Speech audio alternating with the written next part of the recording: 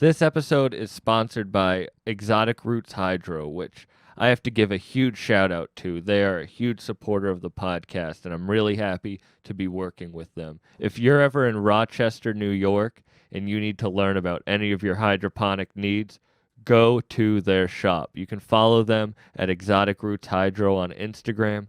Shout out their whole team. They have an amazing venue space. They're going to be putting on tons of events. Just make sure to follow Exotic Roots Hydro on Instagram. And if you're ever in Rochester, definitely stop by. Let's get back into it. Hey guys, before we get started, I just want to say that this episode is sponsored by North Carolina underground hip-hop titans, E the Mad Assassin and Seven to Panther. They recently joined forces with Polish producer Slide Beats to present their newest album, Carter and Newton, The Field Report, with a bonus track produced by Drug Beats. This album is drawing inspiration from the 97 classic debut, The War Report by Capone and Noriega. The West Coast transplants combine their respective aliases, Seven as Young Bunchy Carter and E as Graham Newton, to form their version of CNN to take the War Report into the field. Carter and Newton, The Field Report is currently available wherever you listen to music on all streaming platforms. Welcome to the episode. It was at this moment that he knew. He bucked up. Now you fucked up. Now you fucked up. Now you fucked up. Now you fucked up. Now you fucked up. Now you have fucked up. Welcome to the podcast, Bucked Up. We're in Rochester. This is the grand opening kind of Exotic Roots in Rochester. Man, I'm honored to be here and to be doing this. So am I, man. It's so funny. People watching this are going to see the background and see the sign, and they're going to be like, where the fuck is he?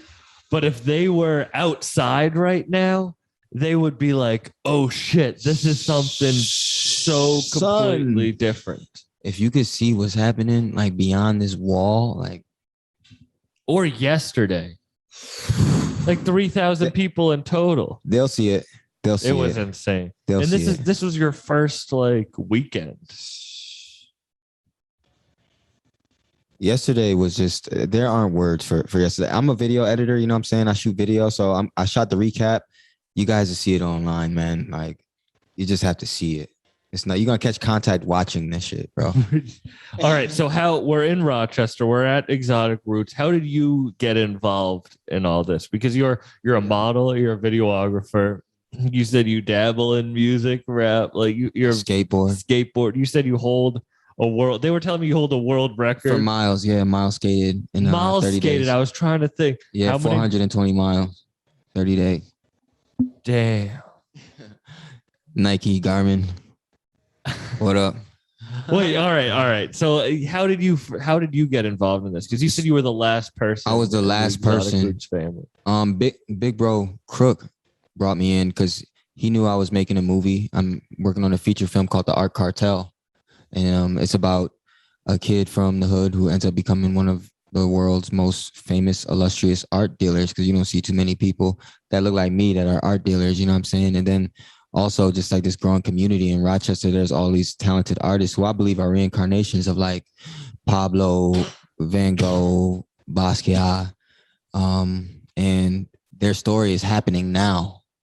And as a videographer, as a filmmaker, I feel like it's important to, like, if I could film Van Gogh's life when he was alive, I would have been that dude. Like if I was alive back then, I would have been the dude to document his life. It. Yeah.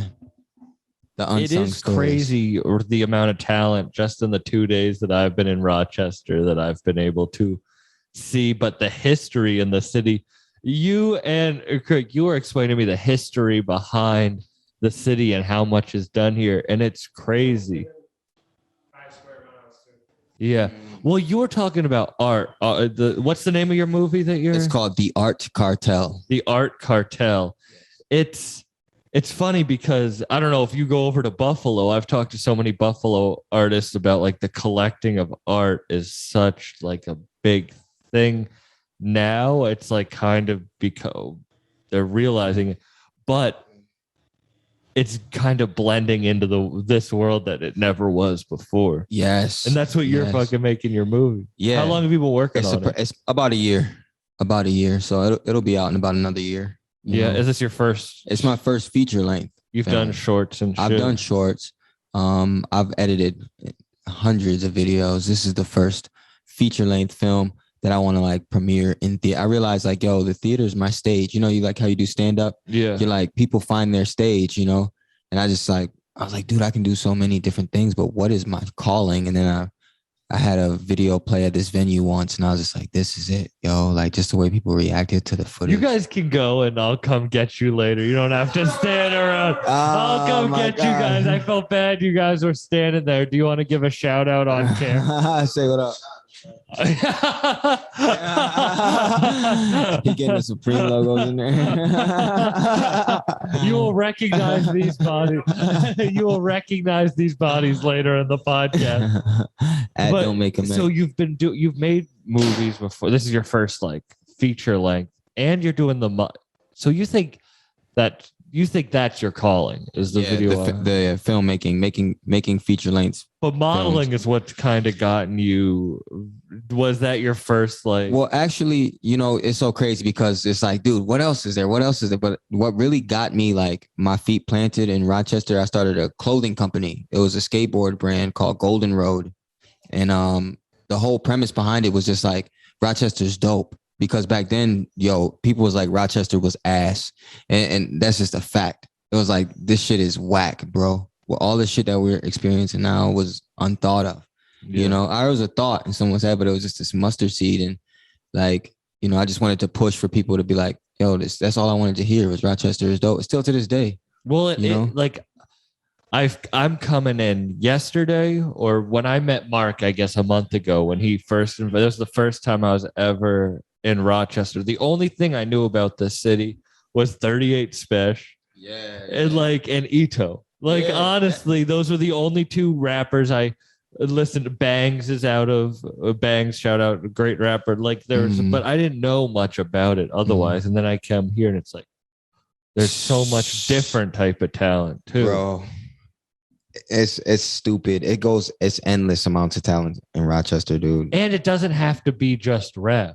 That's the thing is like going to Buffalo, a lot of people, everyone there wants to be a rapper. So when I go there, they're like, there's so many other things that need to be done. Like you making a movie about that only helps everything else. Yeah, man, because art, you know, it's like, it's going to be like the most valuable form of currency. Like if you think about like a dollar, right? Like you think about like the Mona Lisa, the value of the Mona Lisa. That's what's fascinating to me about art. Like you can be in a room with a piece that's worth $5.7 million and it looks like your son drew it with his left hand. For real. And it's like, why is that piece $5.7 million? Well, usually it's the story behind the art that makes it valuable. And that's what we're seeing here in Rochester and Buffalo. We're seeing the story.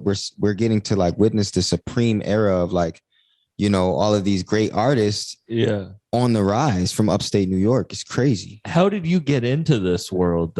How did you find your interest in art? Yeah, I went to School of the Arts. I went to school for visual arts, man. Okay. So like I was always were you ever a painter? Yeah, painter, like visual art, like illustrations. I wanted to be like a storyboard artist, you know, which comes in handy while making a film. Yeah. Now. Yeah, totally. Wow. You didn't realize that. Yeah, I didn't think I'd be doing it like this, but yeah, man, the arts, it's just fascinating to me to see how like, I think it's the economy will shift drastically when like the hood, the people realize like when you see a bunch of like there's a scene in my movie where it's called the Ghetto Renaissance, where there's an art auction happening in a bando. You know, and it's just like you never see Black people bidding on art, you know, and the irony that comes in with that, because like the auctions, I ask myself that probably freaked people out. You know what I'm saying? It's just like such powerful imagery, you know. So I'm really trying to tie in the arts with the culture, you know.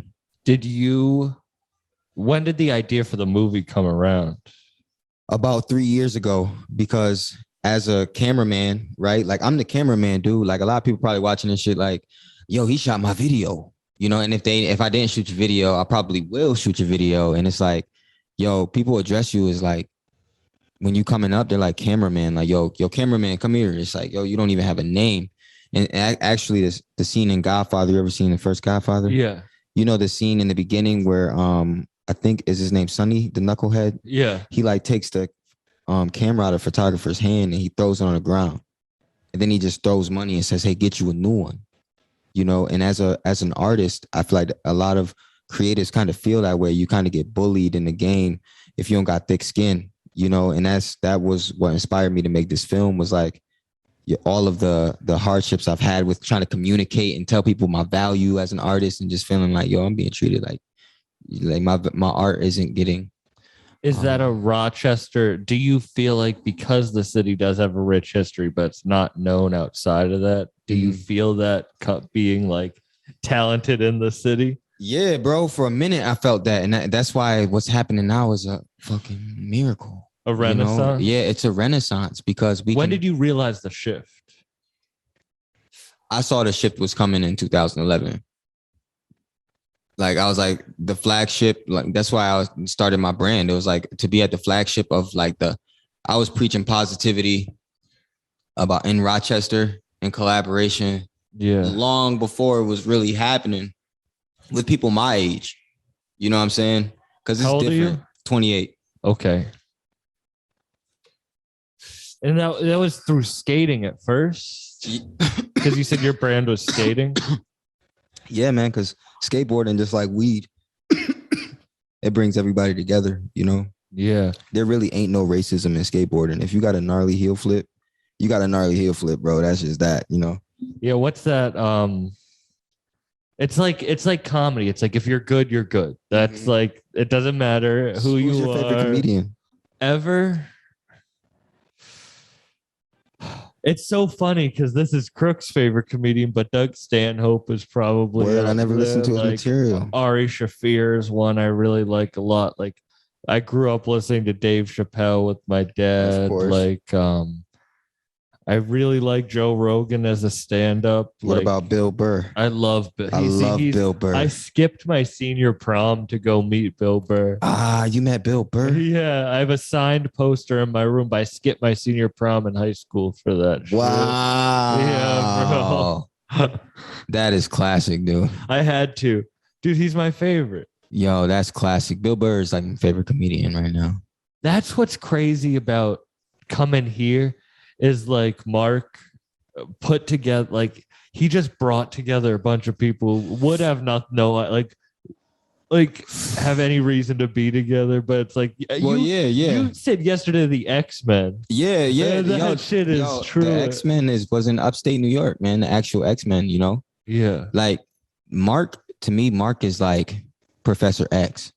And I've always considered myself to be Professor X, like always like the unit, like the conduit. But Mark's just a much better conduit. Like I love working with Mark because he's just got that fire, that flame, you know? Like he's a great leader, bro. Shout out to Mark, man. You said you thought were you like, I don't know. I guess I'll speak for myself in this. I always thought I was like a me versus the world type shit until I found a team. And then you realize, a team is really every business. There's a team. Everything isn't creative. Like even if you're a creative, you need a team. You need a team. Like I've been working. I think I've got some awesome collaborations done in Rochester, which it was a miracle for the time being. Like seriously, like to see people coming together, like two clothing lines, bringing my clothing line with halos, another local brand was like, yo, we can do that shit. Because people think there's only so many, there's a finite number. That scarcity mind state, you know? That's not what it is. Exactly. So like I think like right before I met Mark, it was so crazy because I was working on my script day in, day out. And I still am working on my script day in, day out and shooting, scrapping a lot of shit and learning as I go. But like I written the shit in my script. Like I wrote it and now I'm experiencing it in real life. Like the power of the pen is wicked, dude. Being able to not create it, like it was creating itself as I was writing it. But I bet that is stressful because as I said earlier before we started, I studied film. And you realize how it's not just like you set a scene up and you film it and that's there's so much behind it, and finding the right people for that shit. See, if Like my collar like this right now, then I do a take, I do it, and then I'm like, forget that my collar's like not like this, and I'm like in my editing program, like, dude, such amateur mistakes. are you the star of the I am. Yeah, I'm one of the stars in the film. Yeah. have you ever acted before? I have, but never in a film like this, like never a lead role. And that comes with a lot of humility too. Just thinking like, yo, dude, you're a Renaissance man, bro. Acting is probably the most difficult thing that I've ever tried to dabble in. Like, it was like, nah, you can't just come up in this joint and do it. You got to really read and rehearse. Yeah. And creating emotions out of nowhere is fucking tough. Like, I studied acting. Like, I studied theater in college. Like, I've done, and it's so fucking hard. It's funny. You know how like things in your past life help you and you don't even realize that shit Absolutely helps you, but you're like, absolutely. oh, if I never did that, I would never be here, but I didn't even want it. Like, especially with comedy. but that's how I feel. Acting, I'm not an act that, but it helped me so much just being on stage, not being nervous in front of an audience, even though like I never thought those two would be like helping out, yeah. Like you creating a brand, doing all that probably helped you learn like a business sense for all this shit now. Like when you had to go professional in modeling or creating a movie, like you knew, all right, this is how you create like a brand around it. Yes, the branding, like that's what I do here at Exotic Roots. I feel like you're the branding guy. Yeah, branding. I love it. Subconscious branding. So how did you meet up with these guys? So Exotic Roots. Shout out to Exotic Roots. Yeah, Crük was like, yo, when I get something big going, I'm gonna bring you in. And I had done some like real organic takes, no script, just shooting an art cartel movie. And Crük sees my vision completely. I mean, he is art in Rochester, period. And it's like, I felt humbled to even work with him, but he says like, yo, I got something for you. Like when I get something, I'm going to like bring you in. And then sure enough, like he was texting me for like a week, maybe 2. And I was so focused in my script. I was literally like Trumbo. You ever seen that movie Trumbo? No. Dude, it's about like the Hollywood 10. All right. And how they got booted from Hollywood for being communists or whatever. Yeah. This dude was just writing scripts under an alias name, like 3 scripts a day, just wouldn't fucking chain smoking and writing in the tub. And that's how I was. I became so obsessed with all of these alternative worlds. And then the whole time, this shit's like being built. And I was like, in my mind, I'm writing this script. I'm like, where's the center, for a film? Like if you watch that 70s show, you got the basement. They have you got the basement, you got the living room. So I'm like, where are my sets? And then finally one day, I was like at rock bottom, at my lowest, maybe two TMI, but I was just like down and out. And I was like, Crük hit me up. I was like, yo, you got to come through. And I skated here, bro. And I saw it. He hit you up when you were at your lowest. Yeah, bro. Do you believe in that, like the omens and the fucking like shit happens for a reason, or do you? Yeah, I do. And the story is incredible, man. The whole Rochester story, how it's coming together. And then where are you from? Massachusetts. From Boston. Outside of Boston. Man, I'm fucking with you, bro. It's New York. It is weird how it's like all love though. I just started watching. This is gonna sound so weird for people listening. If you understand, great. If you don't, I just started watching movies again for a long time. Because there was a time in my life where like shit was happening and shit is happening where it's like, this is crazier than any movie. And I like almost was like, had to disavow them. Like I had to just live life. But now I'm like, oh shit, I have kind of control over the crazy like path that life takes. And I need to learn more from like the emotions of movies or TV shows. Like I can handle other worlds now. For the past, I was just in control of my own. I could only handle my own world. Mhm. And sometimes it's like movies do take an emotional toll on you. TV shows, Yeah. you know, when you absolutely. finish a long ass series, Yeah. and you have that like hole in your heart. It's like you got Yeah. broken up with Yeah. almost. You're like, how am I? What the Relationship fuck is am I over. gonna do with that shit? I'm still wondering what they're doing with Peaky Blinders. Is that your show? That's my shit. All right. Do you have a movie that inspired you more than anything, or a movie that inspires you, I or would a say director? I would say Team Ice Cream Volume 1. That's a Pharrell Williams Team Ice Cream. It was a skateboarding shoe. See, I don't. It's a movie. It's a skate video. I knew you were gonna name something I never heard of. It's the flyest skate video ever. Yeah. It's like these dudes are just like doing like gnarly ass tricks and bathing apes and shit. is and in ice cream, you know. But that Is Pharrell your like? Pharrell was my first inspiration. Like culturally, like huge rapper, music, hip hop inspiration, you know, because before that it was all quarterbacks, Peyton Manning and Tom Hanks. Who's your Mount Rushmore of inspiration now? Prince. Prince? Yeah. I see it. I see with those glasses Yeah. and the velvet jacket. I think Prince would be proud. He'll probably have something. He'll look at my outfit, one thing, and be like, okay, yeah, but that. Yeah.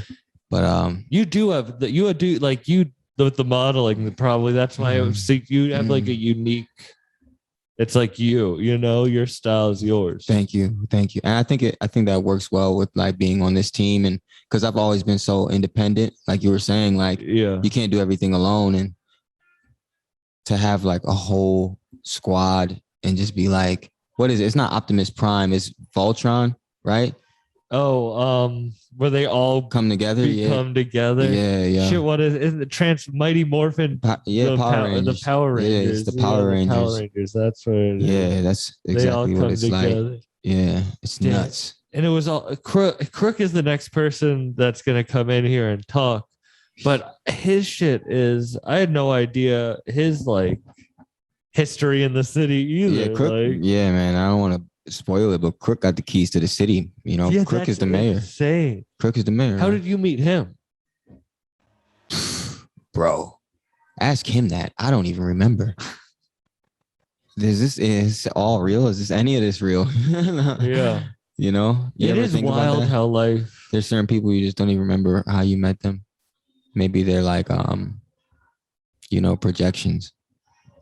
I always feel like, I don't know, maybe it's people that I like the past life thing. Yeah. It's like maybe I did know people in past, you know, you hear that and you're like, oh, that might be dumb, but also like. Well, that's what's so dope about Rochester, bro. Like history repeats itself. Like, yo, photography, there would be no photographs if it wasn't for like this. Like we're like 100 yards away from the George Eastman house. You know what I'm saying? Yeah. Can you give me like a quick history of like all the shit in Rochester that happened? Absolutely. Yeah, no doubt. So you got Frederick Douglass, right? Like the flyest dude ever, the North Star, who published his paper up here called the North Star. You got Susan B. Anthony, women's rights. So that's the abolitionist movement. Women's rights. And you got Kodak film, right? So that's pictures, bro. That's like recorded history. That's like, yo, bro, I'm gonna take a picture of you. And you're like, what the fuck you talking about? Like you imagine like not even being able to fathom a photograph, you know? Yeah. So it's like Rochester was the personalized computer with Xerox, Steve Jobs. You can look that up right now. Mustard. I don't use ketchup, bro. Mustard only on these bitches. The boss, us, you know. But our water flows north, like the Nile, you know, and slaves would escape. You know, you learn the song "Follow the Drinking Gourd." You know, you got to follow the Underground Railroad to get to the North Star. We are underneath the North Star right now. You know, they would build a pyramid right here. You know, if it was Giza. I honestly think Rochester is like the capital of Babylon on the west, and the amount of innovation that goes down here, like and CIA, you know what up? It's all chill, but like it's amazing to me how there's no film about the man who made film. There's no movie about Frederick Douglass.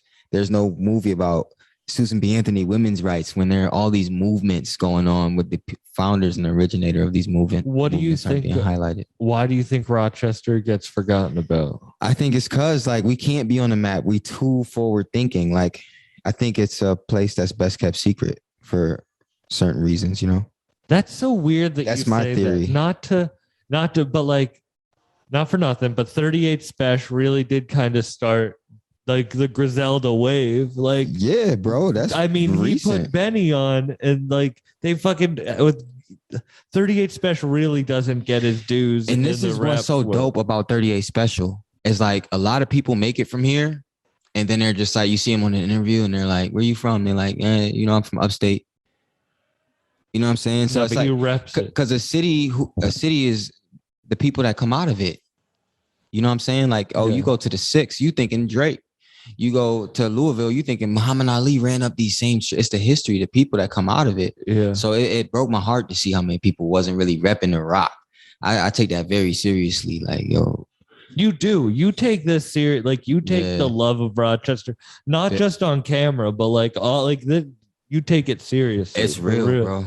It's real, and I'm so proud of the city, and thank you for coming here. You know what I'm saying, and putting us on. Real, bro. Like, for real, this is I beautiful. love this. I love coming to a new city like this and being like, oh shit, this is a place that I want to come back, and I feel like at home, like Exotic Roots, Mark, all y'all, like you make me feel like I'm at home when I'm here, and it's like, damn, that's really important. Yeah, you're part of the team, man. For real, that's awesome. It's such a cool experience. And it's wild. Like, it's wild. I had no idea about any of this shit. So like the history about the city. It's cool learning that shit. And it's people listening. I hope because it's funny. I've had Rochester artists on the podcast before, and I still didn't know. Like, I had to come to the city to experience it. Okay. Okay. Yeah. Because I don't know how. Like during quarantine, a lot happened, but a lot of it is through Zoom. And Zoom is good, but it's so different when you come and just like experience this place. Yeah. Like this might not look like a ton on camera, but this is about to be. It's a lot. And this very room right here is about to be this is about to be Ito's studio. Yeah. Like his home court. This is. People listening know who that is. Yeah. Like this is about to turn into a state-of-the-art studio, and it's an honor to record this podcast here. Like it is. The process is, you know, that's when you find peace, when you realize the process is the prettiest, it's the best thing. You know, real. The process of it. You know, we're sitting in the process, and then once it's blast off, it's gone. Like once we're on, we're on. Yeah. Like Rochester is coming through. Like Hollywood is gonna move here. I wanted to say that on record too. I really wanted to say that on record. Yeah.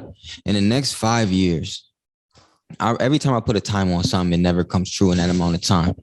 So I ain't that nice with it. You know what I'm saying? Let's not get on the Nostradamus. But I will say that pretty much everybody who's famous in Hollywood will be from Rochester at some point in time. Really soon. Are from upstate, you know. Upstate, it's coming up. And shout out to Buffalo, shout out to Syracuse, man. We're promoting each other now. What? It's not that famine mentality anymore. Abundance, bro. And there's abundance in everything, bro. Everything. Like money keeps getting printed. Like there's yo, on that note, bro, I gotta go. All right, yeah, I'll stop this. We're gonna, of course not. We're gonna bring Crooks on next. Yeah, the boy Crük at Don't Make a Mess. All right, peace, bro. Peace.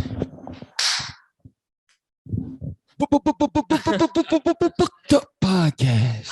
Coast to Ghost radio voice. Yeah, you can do your ghost radio voice. It's I just finished talking to Ajani, and he asked me to ask you how you guys met because he couldn't remember. Oh, Jesus, man. I think that's just kind of one of those familiar faces you always see in passing. Kind of, I don't know. It's like I think the art scene and music scene around here is a lot like if you just threw bird seed on a corner and it just gathers in certain spots, Yeah. and eventually it just becomes familiar faces. The art scene, I didn't realize. I was just talking about this, how big it was and shit. And you mentioned this last night, and then he mentioned it, and I just want to talk. So you, for your graffiti collective, got the keys to the city of Rochester, or for your graffiti? For Crük, yeah. There was an event at the Memorial Art Gallery. We have a little proclamation. June 13th is our little holiday. Oh, wow. Yeah. How'd that come? Was it just because you said you've been doing it for so long? You gave me a date last night of when you started, how long, the year you started. Oh, geez. Graffiti. Man. Yeah, graffiti. Is that your main Pursuit? Performing art? It's my favorite. I mean, I think it's there's a lot of territory to explore in it because it's new. Mm-hmm. I mean, I've always been a fan of art, like since I was a kid. Artists like MC Escher, Brian Frond, who did a lot of the character design for movies like Dark Crystal, but his artwork is incredible. Yeah. It's got all these hidden little images. It used to blow my mind, that stuff. But I could say around 84, 85, or I'll probably say 85, 86, I started seeing like really big, colorful stuff under Genesee Park Boulevard. And it was these two guys named Change and Pose. Change and Pose? Oh, yeah. That changed my life. My dad used to go to the park when I was a kid. And that's when I used to say that blew my mind. So I can like after that, I'm like, what is that? I got to figure this out. Scribbling all kinds of dumb letters. Yeah. You said also that like you started off doing it on buildings and stuff like that, and then you moved to doing it. Yeah, I mean, there's a period definitely where you just mark everything. That little thing, you put your name on it. But you don't have a notebook that doesn't have your name scribbled in it a million times. You ruin phone books, desks. There's not a point in time you're not getting yelled at by, why you gotta scribble on everything? But that's a hard pursuit, and there's probably not like a clear path of like life based around it. That's definitely, there's no clear path in that. That's why I feel like I'm next to the trail, but I'm like, I should use this machete, kind of clear the bush, figure it out. I might be a cliff, might be an oasis. I don't like. But you got respected by the reason I bring that up in the beginning, not is to just like blow smoke up your ass, but like you also get respected by the city that you are in, even though you feel like you're close to the cliff, not on the path. I mean, I don't know. When you really love your city, sometimes it like shows you weird ways that it loves you back, I guess. Yeah. Have you always stayed in the city? Yeah. My mom also made the sign for us. Yeah, that busted a little tag for you. No, my mom immigrated to this country back in the 60s and moved right there in Genesee and Maine. And pretty much I grew up in 10th Ward, which is from Ireland. From Ireland, yeah. And then I grew up right by 10th Ward. So Dewey Driving Park, Maplewood area, right there at Lower Falls, Genesee River. What do you think about Rochester makes it so special? Because everyone here does have a certain love for it.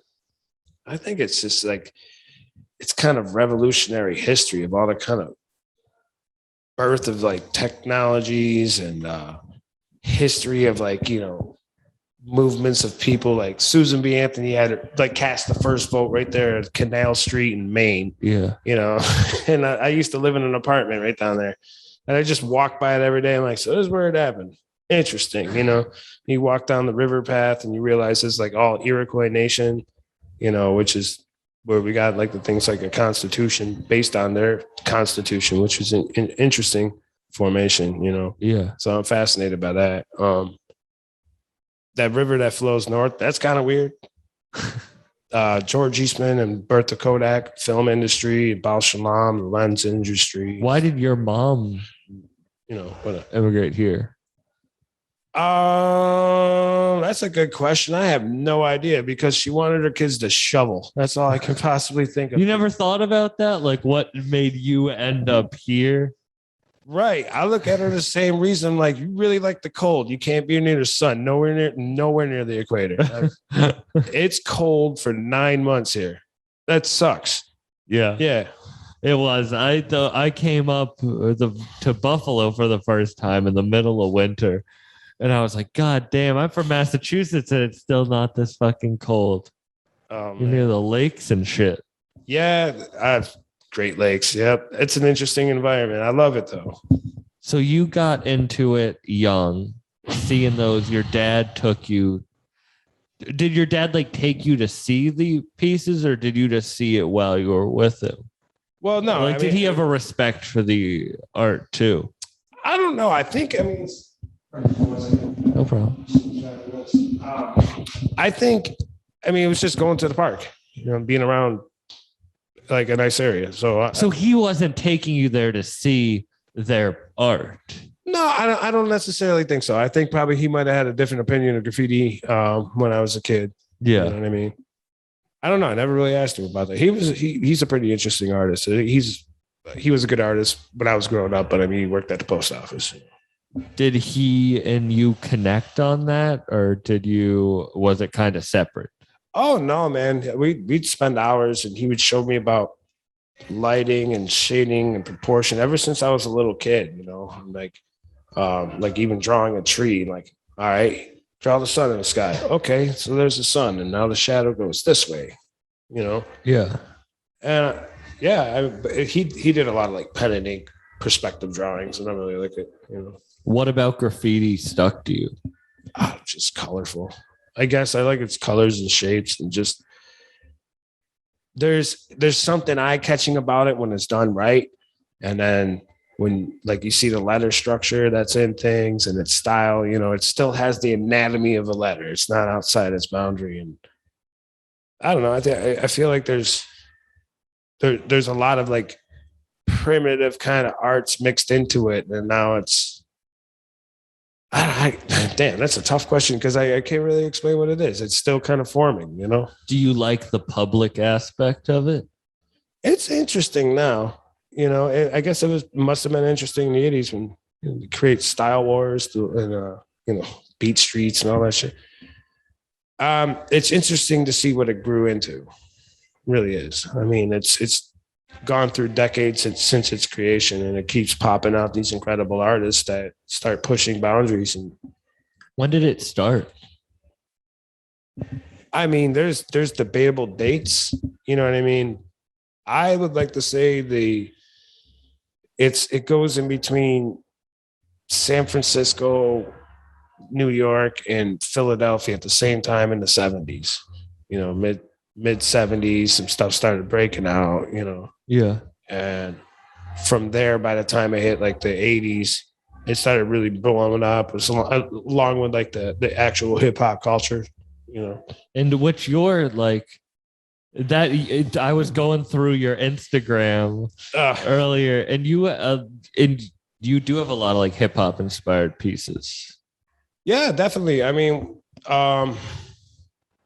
I was looking. You were showing me the Biggie one with the spray cans. That was by request. My friend wanted me to do. Yeah, Biggie, but so. I feel like you had a couple others on your, or maybe not. But I just feel like we were talking earlier about the hip hop in the city that like kind of births the push that's happening now. With like 38 Special being like the first one out of all of those. Absolutely. And we're in, I would say it doesn't look like much now, but we're about to be in an amazing rap studio. It's going to be in this room. Oh, absolutely. Well, that started with the graffiti thing with myself and breakdancing. There was a guy named, from my crew named Zone, who pretty much raised me as a young man, like shortly underneath him, especially we were a group of artists back then, and he's cousins with Ito, and Zone is he's a jack of all trades. I will say that he's an incredible rapper. He's an incredible artist. he's also an incredible dad. He's super dad in my eyes, I'm like, yeah. So, yeah. And Ito, obviously, Yeah. it's good family. So yeah, that graffiti thing brought a lot of the other hip hop guys. Hassan Maki, who's another one of my favorites out there, period. You know what I mean? He's From Rochester. From Rochester, but his brain is another, 12-cylinder vehicle. I just don't understand. But he's what the world created for that person to be what he is. It's insane. How did you get linked up with the Exotic Roots Mark, the crew? I actually met Mark through Ito. I was over there with Dexter because we just love geeking around about music. Yeah, Dexter's up next. Yeah, jeez. Yeah, Dexter.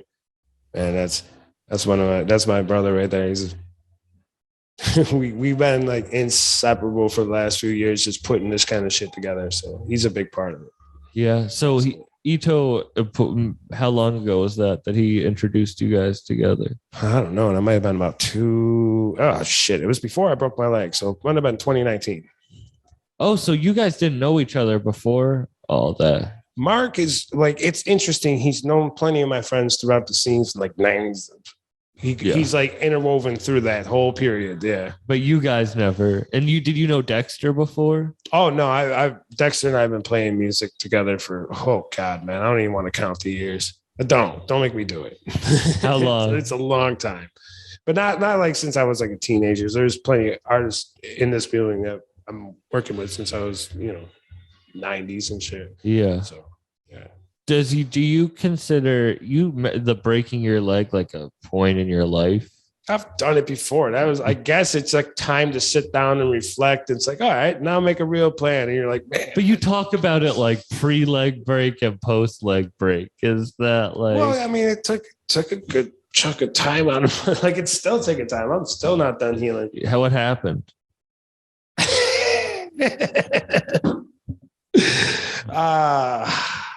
I was waking up Dexter, and it's a radial fracture. So I tripped over my foot, and the way that worked is as soon as you're falling with somebody, and I hadn't even fallen to the ground yet, and I heard it snap. I'm like, fucking 6 months. It's gonna be 6 months. I just sat down, like 6 months. Fuck.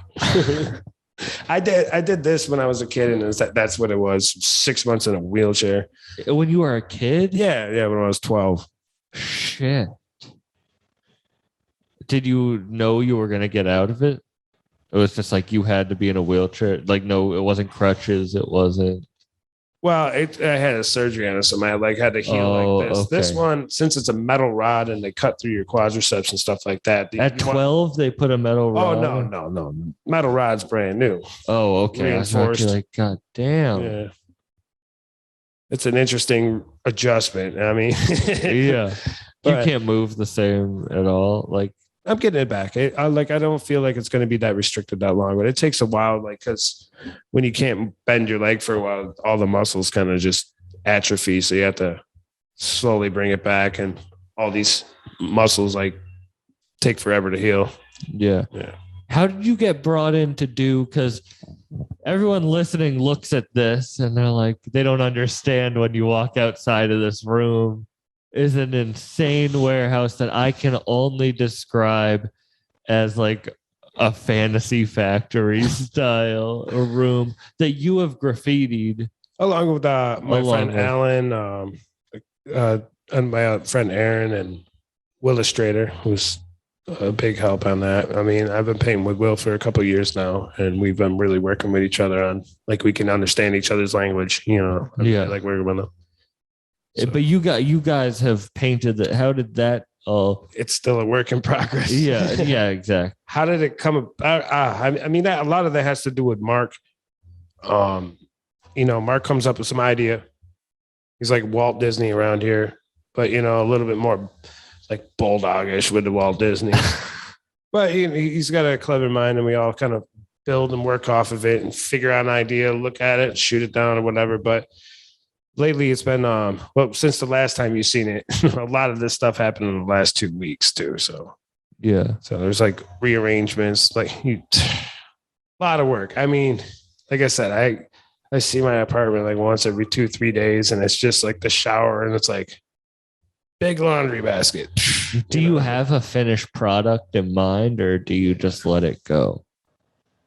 Oh yeah, there's definitely a finished product in mind. Artistically, like there's not like a lot of like background plan. We kind of see it like coming together, you know. I just mean when you walk into the space, do you have an image of what you think the end product would be artistically, or do you just walk in and you're like, whatever we create, we create? I mean, you definitely see the same idea in your head over and over again as you approach the space, because it just becomes shapes, you know. Like I look at the way that giant roof is shaped up there with all these like raw pieces of panel, and I'm like, that'd be a cool like stained glass church window, and then accidentally painted those like stained glass windows out there that made like I feel like during the daytime it makes a cool like backdrop. I'm like, it looks awesome. Yeah, I want to play with that more though, you know. Like that's like, I think I could figure more shit out about that. Had you ever done, like, I know it's not done stain, but had you ever done that before, like gone into a space like this big space, and like created all over the space? Yeah, similarly, Dexter and I did a project that took along with like Will. He came and helped on it. It was huge. It was pretty much a little bit bigger than the whole inside of this place. Same height walls, but top to bottom, all the way around over on East Avenue here. And it was a big project. Do you have like visions for what you want to do in art in the future, like for yourself creatively, or do you just kind of go with the flow? There's some certain ideas that linger for a long time, and I think eventually it takes shape and form. But sometimes you got to, the way it sounds in your head, just as an idea, you know. And you can visualize it like it's already done. You can see it like in its form, and like achieving all the little steps in between is kind of the process. That's where your mind's on more than the finished product. Like you'll see it at the end. Because I like something like this, it comes to you and it probably then takes over a large chunk of like your creative energy. Yeah, and it just kind of happens naturally. It's not like a planned out thing. Well, it definitely shifts gears, because I was trying to do one thing, and then all of a sudden you get pulled to another thing, and you have to work on that. What was your path? What were you doing before this? I mean, I was still in the pursuit of the same thing. But did you have like were you working on one thing before? Well, the same thing, but I wasn't expecting this outcome. You know,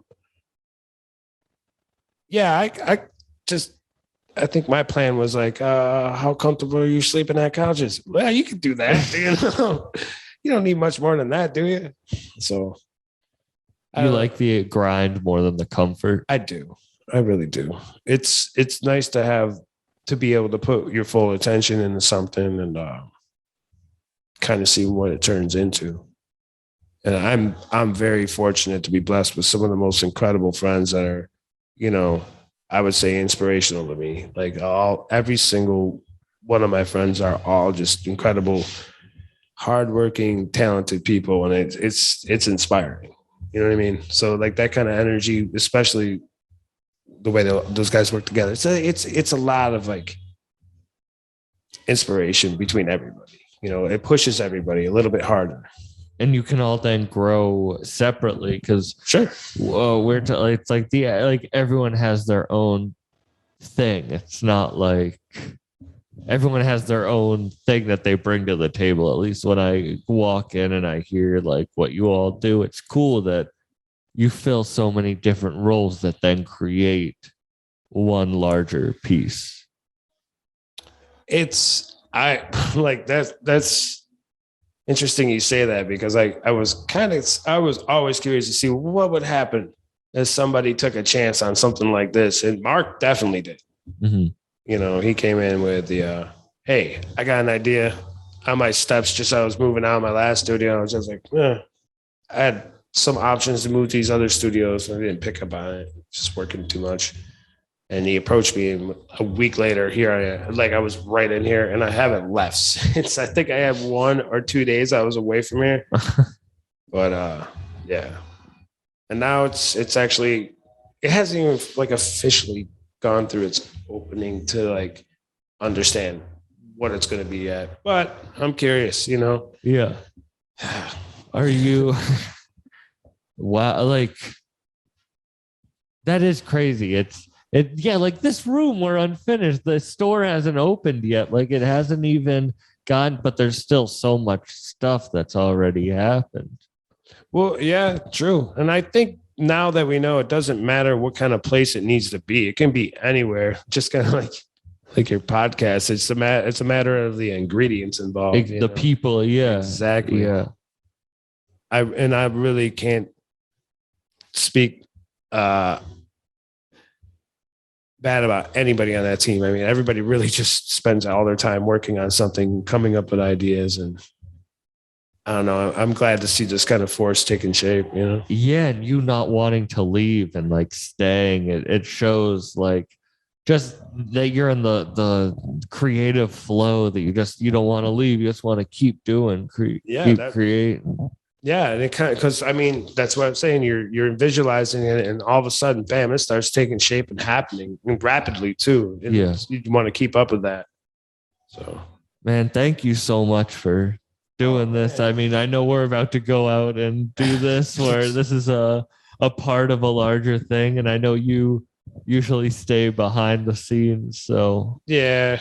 Well, I mean, unless I'm on stage with Dexter, that's where it's fun. Yeah, you played. We didn't even talk about you play drums too. Oh, it's my lifelong passion, sir.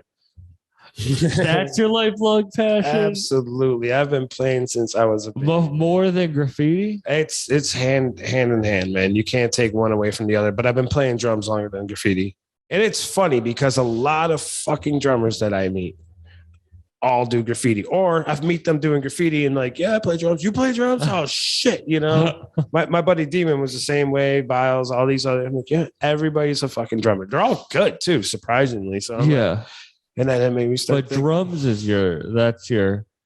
Yeah. Are you playing tonight? No, I'm not playing tonight. I played last night for like 3 hours when I got here by myself, and I was just like, you know what? I'm gonna be the first drum set on that stage. Just put that in back my head. You said they go hand in hand. Did they? Because you say you don't leave this space. Does that take away from you musically? No, because my music is here. I mean, I practice with Dexter here. I mean, when we work. We all just like, we'll all camp out. We'll all get back up, right back into motion again. I mean, I do get a chance to go home and sleep and finally, like, get some peace and quiet. Yeah. Unwind. Yeah. But sometimes I'm like, I don't even just get up and drive in the morning. And my house isn't even that far. It's like, that's not lazy. No, but you just want to be able to get into it. Get right into possible. It. Yeah. That's the thing. Yeah. When you don't want to leave off on an idea, that shit is cooking in your head, So, yeah. I'm so bad. I don't know. I'm like, do you feel like you're a procrastinator? Or no? Oh, you got to give me a while to answer that question. There is a war between certain procrastination. It's like I don't know what is procrastination versus what is like just maybe it wasn't that good. I have an idea. You know what I mean? Yeah. So it's.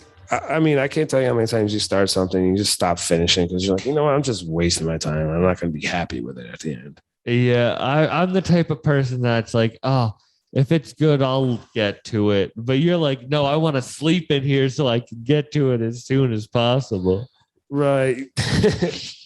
No, but I mean, in the process, it's like if I was like knitting sweaters or something, I'd have like 2 hoodies made for you and probably like the AIDS quilt unfinished in the corner. Like, it's terrible sometimes, man. It's I mean, that's the war of art, Yeah. Do you feel like you have too many ideas like just going through your head? Yeah. That you can't like focus in on.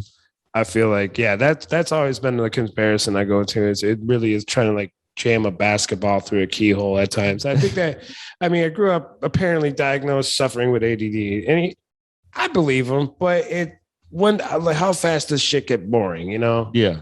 That's my real question. Yeah, and there's so much shit that you can just like. Mm-hmm.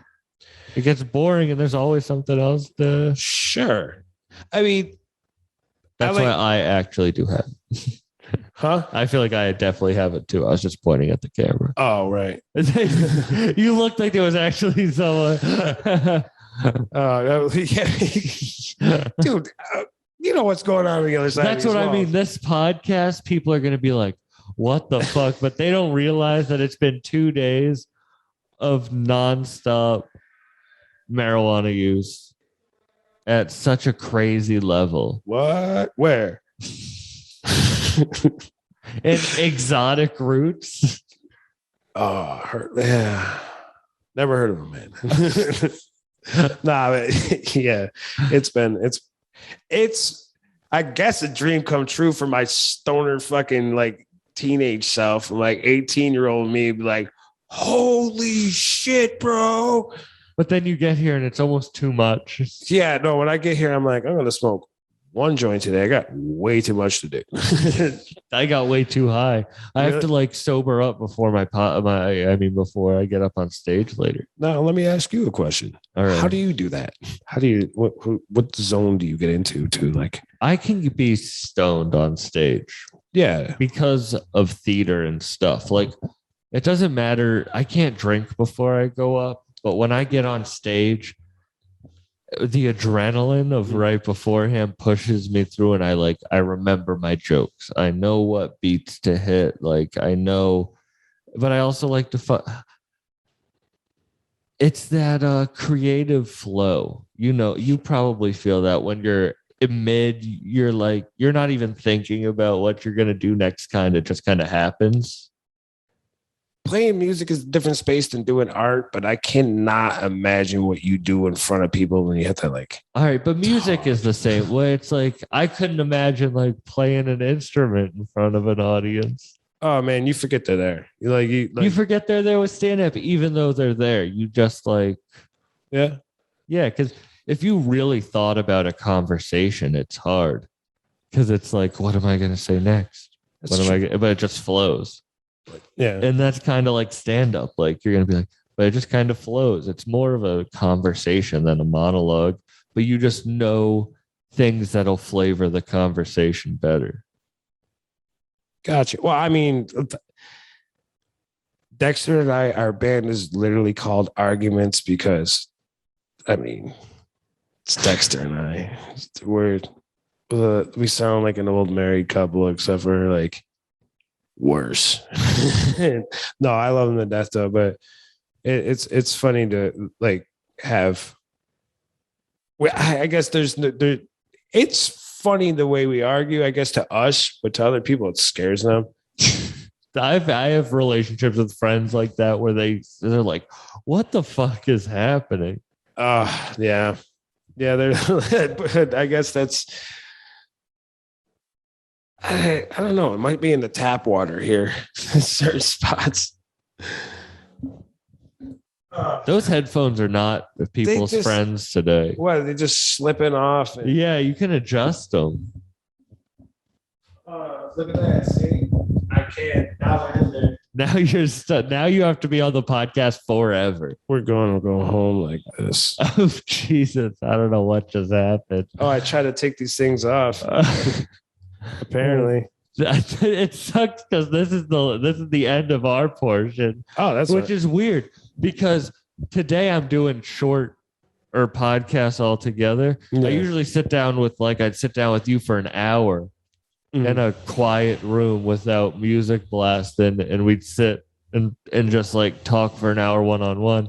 But this one we're doing kind of like shorter ones. Oh, this is like living in an apartment in my neighborhood. It's like, oh, I'm going to have a quiet conversation with you. And just your driveway. And you're like, yep. It's 4 a.m. I hope we don't get sued for the music playing in the background. No, if that was the case, you guys missed it. You walked away from here last night and they went from playing Bush's Glycerin for the 5th time next door from volleyball, and they switched over to like their DJ who probably played Little John like 3 times that night. I can't believe they're Blasted. partying that much at a volleyball They place. sell White Claw there, of course. And play volleyball? Oh yeah. I would vomit. Nah, I don't know. They look like they should vomit, but have you ever seen the commercials for those products? It looks like you're supposed to be able to do that. I like White Claw, but I don't think I could play sports on them. Ugh. And with that, everyone, I don't even want to go to parades on them. That's just, man, thank you so much for doing this. man. Of course. Thank you, Sam. We'll be right back with Dexter. All right, we're starting now. Welcome to the podcast, man. You and Mark were the only ones I knew when I came up to Rochester. Yeah, man. And Mark was the one that told me about you, actually. I mean, he's just like plugged in. He loves anybody who supports local stuff here. And, you know, he's surprisingly good at networking and stuff on like on Instagram and stuff. Yeah. Do you mind talking? Sorry, closer to the mic. Being that he just started using that stuff recently. Yeah. How did you guys link up? You know, Rochester is a weird place, man. Rochester is the type of town that makes other places feel small. Mm-hmm. Like every time I've gone, you know, traveled to New York City or, you know, some of the surrounding areas, Ohio, Pennsylvania, I literally run into somebody from Rochester every single time there.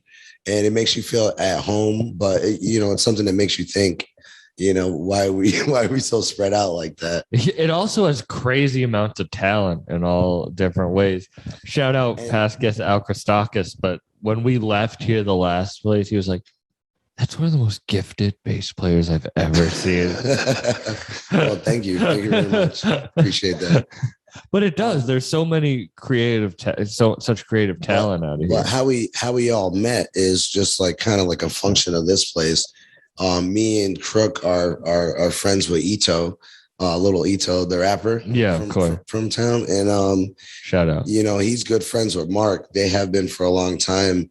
So, you know, I think it was Ito's like son's birthday party or something. We were all there and linked up and everything. And that was the beginning of the conversation, man. Everybody met and just caught each other's vibes and shit. And then this place started, you know, when Mark got the idea to start Exotic Roots. You know, they needed a artistic director, you know, and Crük was the guy that he had in mind. And me and him, we kind of come as like a package deal right now. He's my drummer in my band. And, you know, the guy's like my brother. And, you know, we have a lot of dealings with each other in life right now. And, you know, it's been that way for some years now. So, you know, when I came along, I kind of just fell into place. Like it's the type of place that anybody who's a creative would want to be at. Totally. And, you know, stay at for hours on end. And then just the environment, you know, you have like a bright idea around here and, you know, people get excited about it and then it just happens like magic. This is a place. It's like when I walked in, I had no idea what I was walking into. Like I had no idea what it looked like. Yeah. Well, I bet. How did you feel when you walked into the place for the first time? I mean, couldn't imagine what it was yesterday compared to today, man. It was like a dusty, like dirty, you know, you could tell it hadn't been, you know, used and, you know, loved in a while. But, you know, compared to today, I mean, I couldn't have imagined this. You know what? Now I can. Yeah. But going back, ooh, that sausage burp right there, bro. That was a nasty one. Going back to like that first time when you walked into the place I mean, there were so many people there yesterday. Oh man. Yeah. And to be honest, you know, we've been in this place working for like the past 3 months, like tirelessly, basically, you know, with just us in here. So you didn't know Mark before all that. It was just like, I mean, we knew, we knew of each other. But not like, we didn't. Yeah, we were on business partners. Yeah, Voltron. Yeah, we're trying to figure out what it is. And that you guys all That's see, like I had no idea that you came like not a package deal with Crooks because it was like, oh, I knew you first, like Yeah. before him. So how long have you guys been playing together? Me and Crük, man, it's been a long time. Like we have a band called Arguments right now. We had a band called Fireworks back in the day.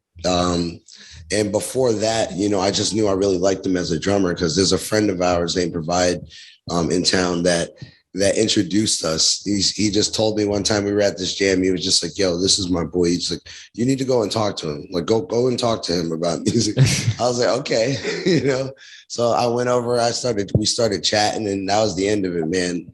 Like we've been buddies for a good minute. You were in a, was it orchestra that you were playing in before, or I've been a 1,000 things, but yeah. But you've done like I played in Roots Collider. I played bass for the Sideways.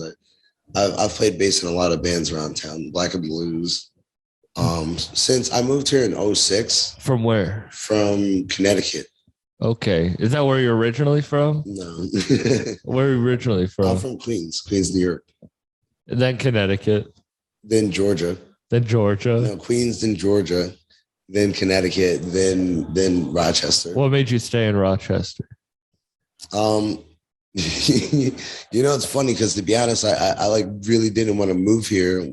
When I moved here, I was young. I was a lot younger, and my folks were kind of like forcing me to move. Oh, so you were moving all around when you were a kid. They figured out that I was smoking weed and shit, and then so they were like, "We got to get you away from these bad influences." So they like sent me up to Rochester. But and I came kicking and fucking screaming, dude.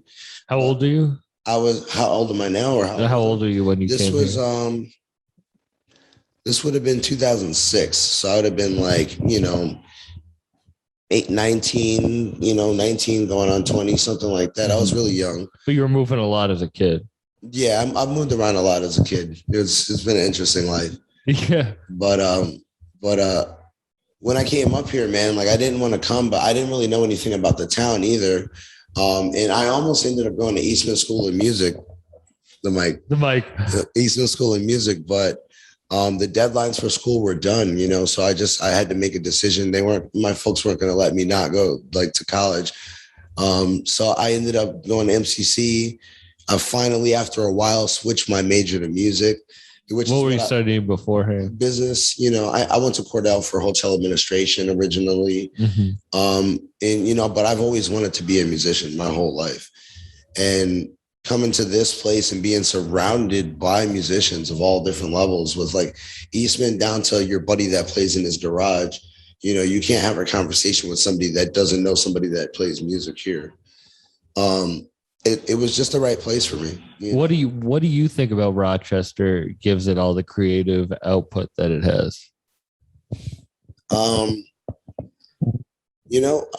I would say that I became a Rochesterian. I wasn't born here, and I know a lot of people that know a lot more about Rochester's history than I do. So I could honestly say I'm not sure where that energy comes from, but I know that this town appreciates art and music. But you haven't left, like you could have. But I can't think of a better place. Yeah. Oh, you couldn't. Yeah. For myself, like once I finally got the courage to tell my family, this is what I'm going to do with my time.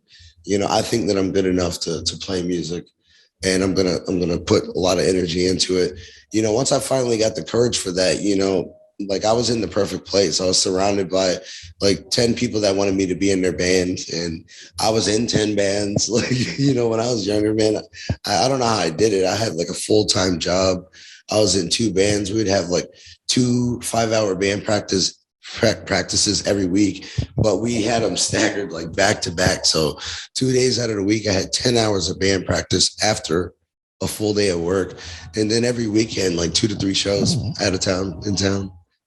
So it was fun. How old were you when you made the decision that you were going to tell them, like, no, this is what I'm going to do with my life? My family or the bands? Your family. I was like, all the bands. That's been just happening. No, I mean your family. You said once you made that. I mean, I was in my early 20s, you know, and what it was. And did they move up? They sent you up here? Did they move up here with you? My mom was actually already up here. Okay. And it was me coming to live with her again, which is good. You know, coming to Rochester has been good in a lot of ways for me. I've reconnected with, you know, my family, you know, after, you know, some trauma and shit that's happened, that I've grown like so much from. But I've also met, you know, a new family of people here and people that support each other 1,000%. Like, you know, everybody that's involved with Exotic Roots in the place here is, you know, like a genius and an artist in their own right. They all have their like skills and talents that they bring to the table. But, you know, everybody is like so supportive of each other's stuff that whatever needs to happen happens like at light speed. I've never really seen anything like it. Or had the opportunity to really be a part of something just like it, you know? Do you have like bigger plans for what you see, like what you want to create, or are you just going with the flow? You know, right now, I mean, the flow is the flow is like crazy in terms of what the place is, what it can be. You know, I'm not like jumping any guns, or, you know, we have enough stuff on the table right now and enough like things that this place is at the moment. You know, music studio that we're sitting inside. That's going to be. I can't wait till this turns into the actual store. Yeah.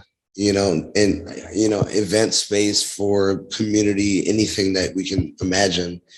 You know, I don't feel like I need to like sit there and think of ideas just yet. Totally. I'm just happy to just be here to help make it happen.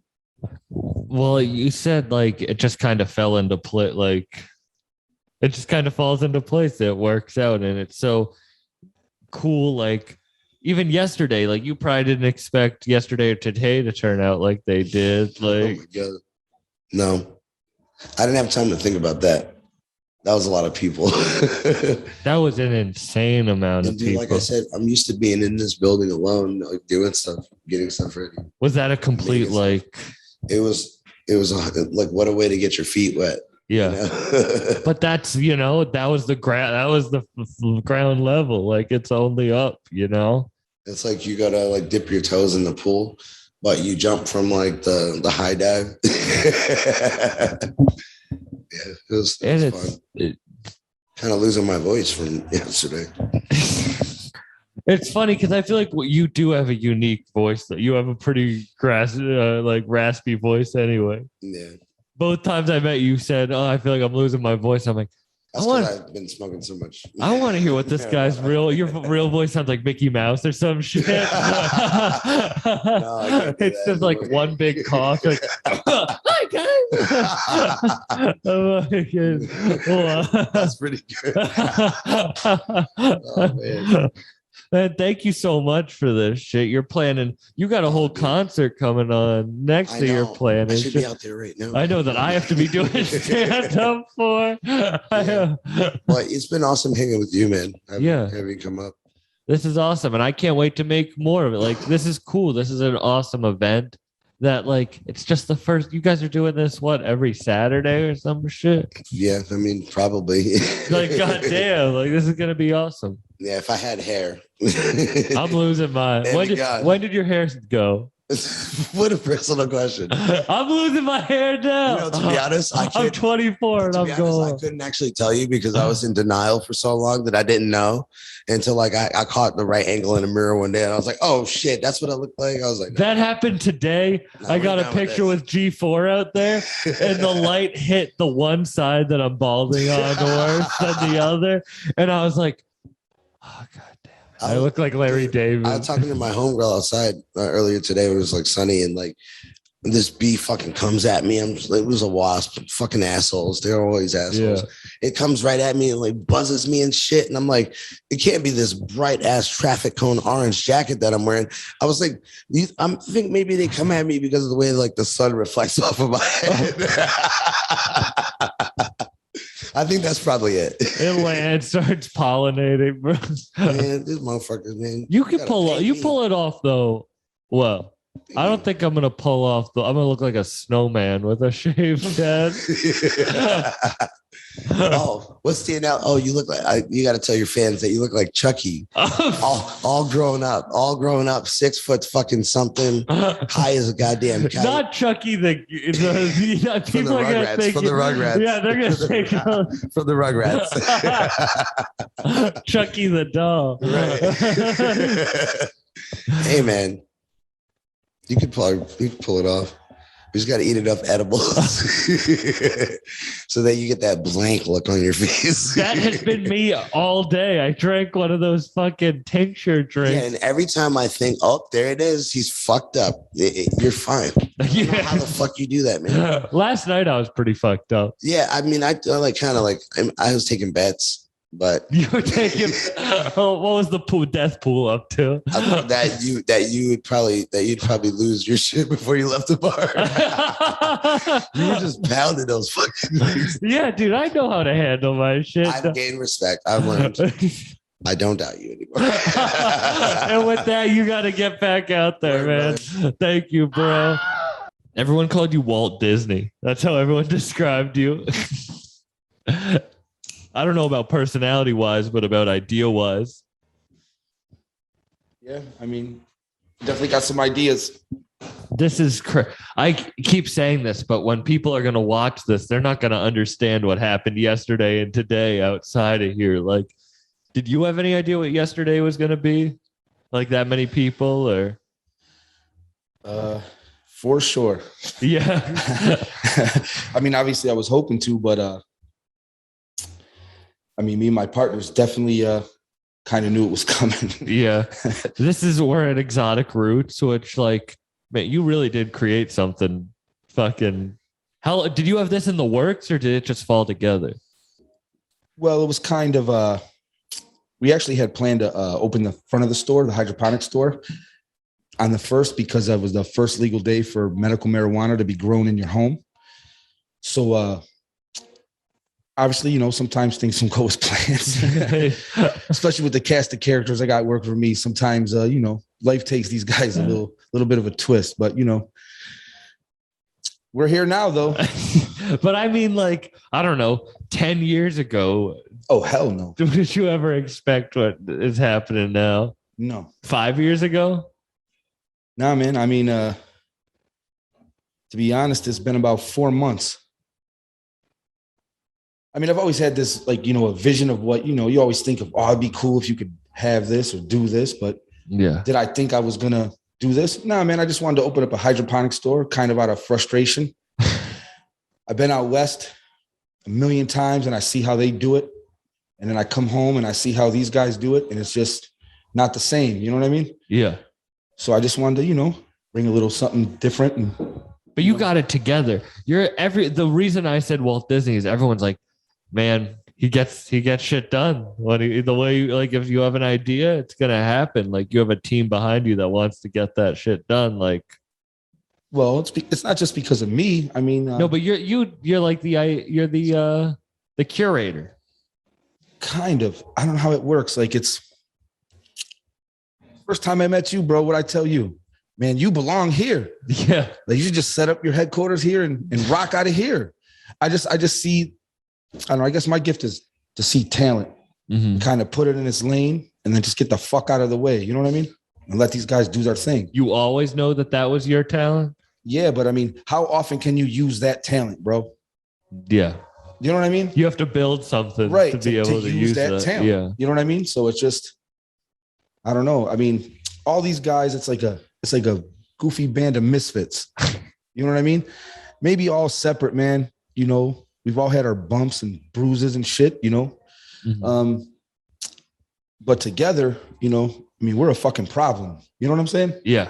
Yeah. I mean, nothing, the way that you guys all talk about each other, but also the way that you guys pulled this together. I came here for the first time a month ago, and this is a completely different thing than it was a month ago. What you guys can do in a short amount of time is crazy. I mean, that I got to give it as far as like, I mean, I can see the vision, but I never could paint a picture. I can't rap. I can't make a beat. You should try. Shit. Spit some bars. But I mean, with that being said, I think that gives me a greater appreciation for people that can. You know what I'm saying? Yeah. I mean, that shit's like a superpower to me to be able to create art, just because I'm not artistic like that, No, I feel the same way. That's why I have this podcast, is I want to talk to people who are creative, and like, I can't draw or I can't rap, but I want to figure out how people do. Right. I mean, honestly, like, I'd have to say the real beginning of this path was not this per se, but like the idea of me doing a little something different that I was used to was I got with Ito.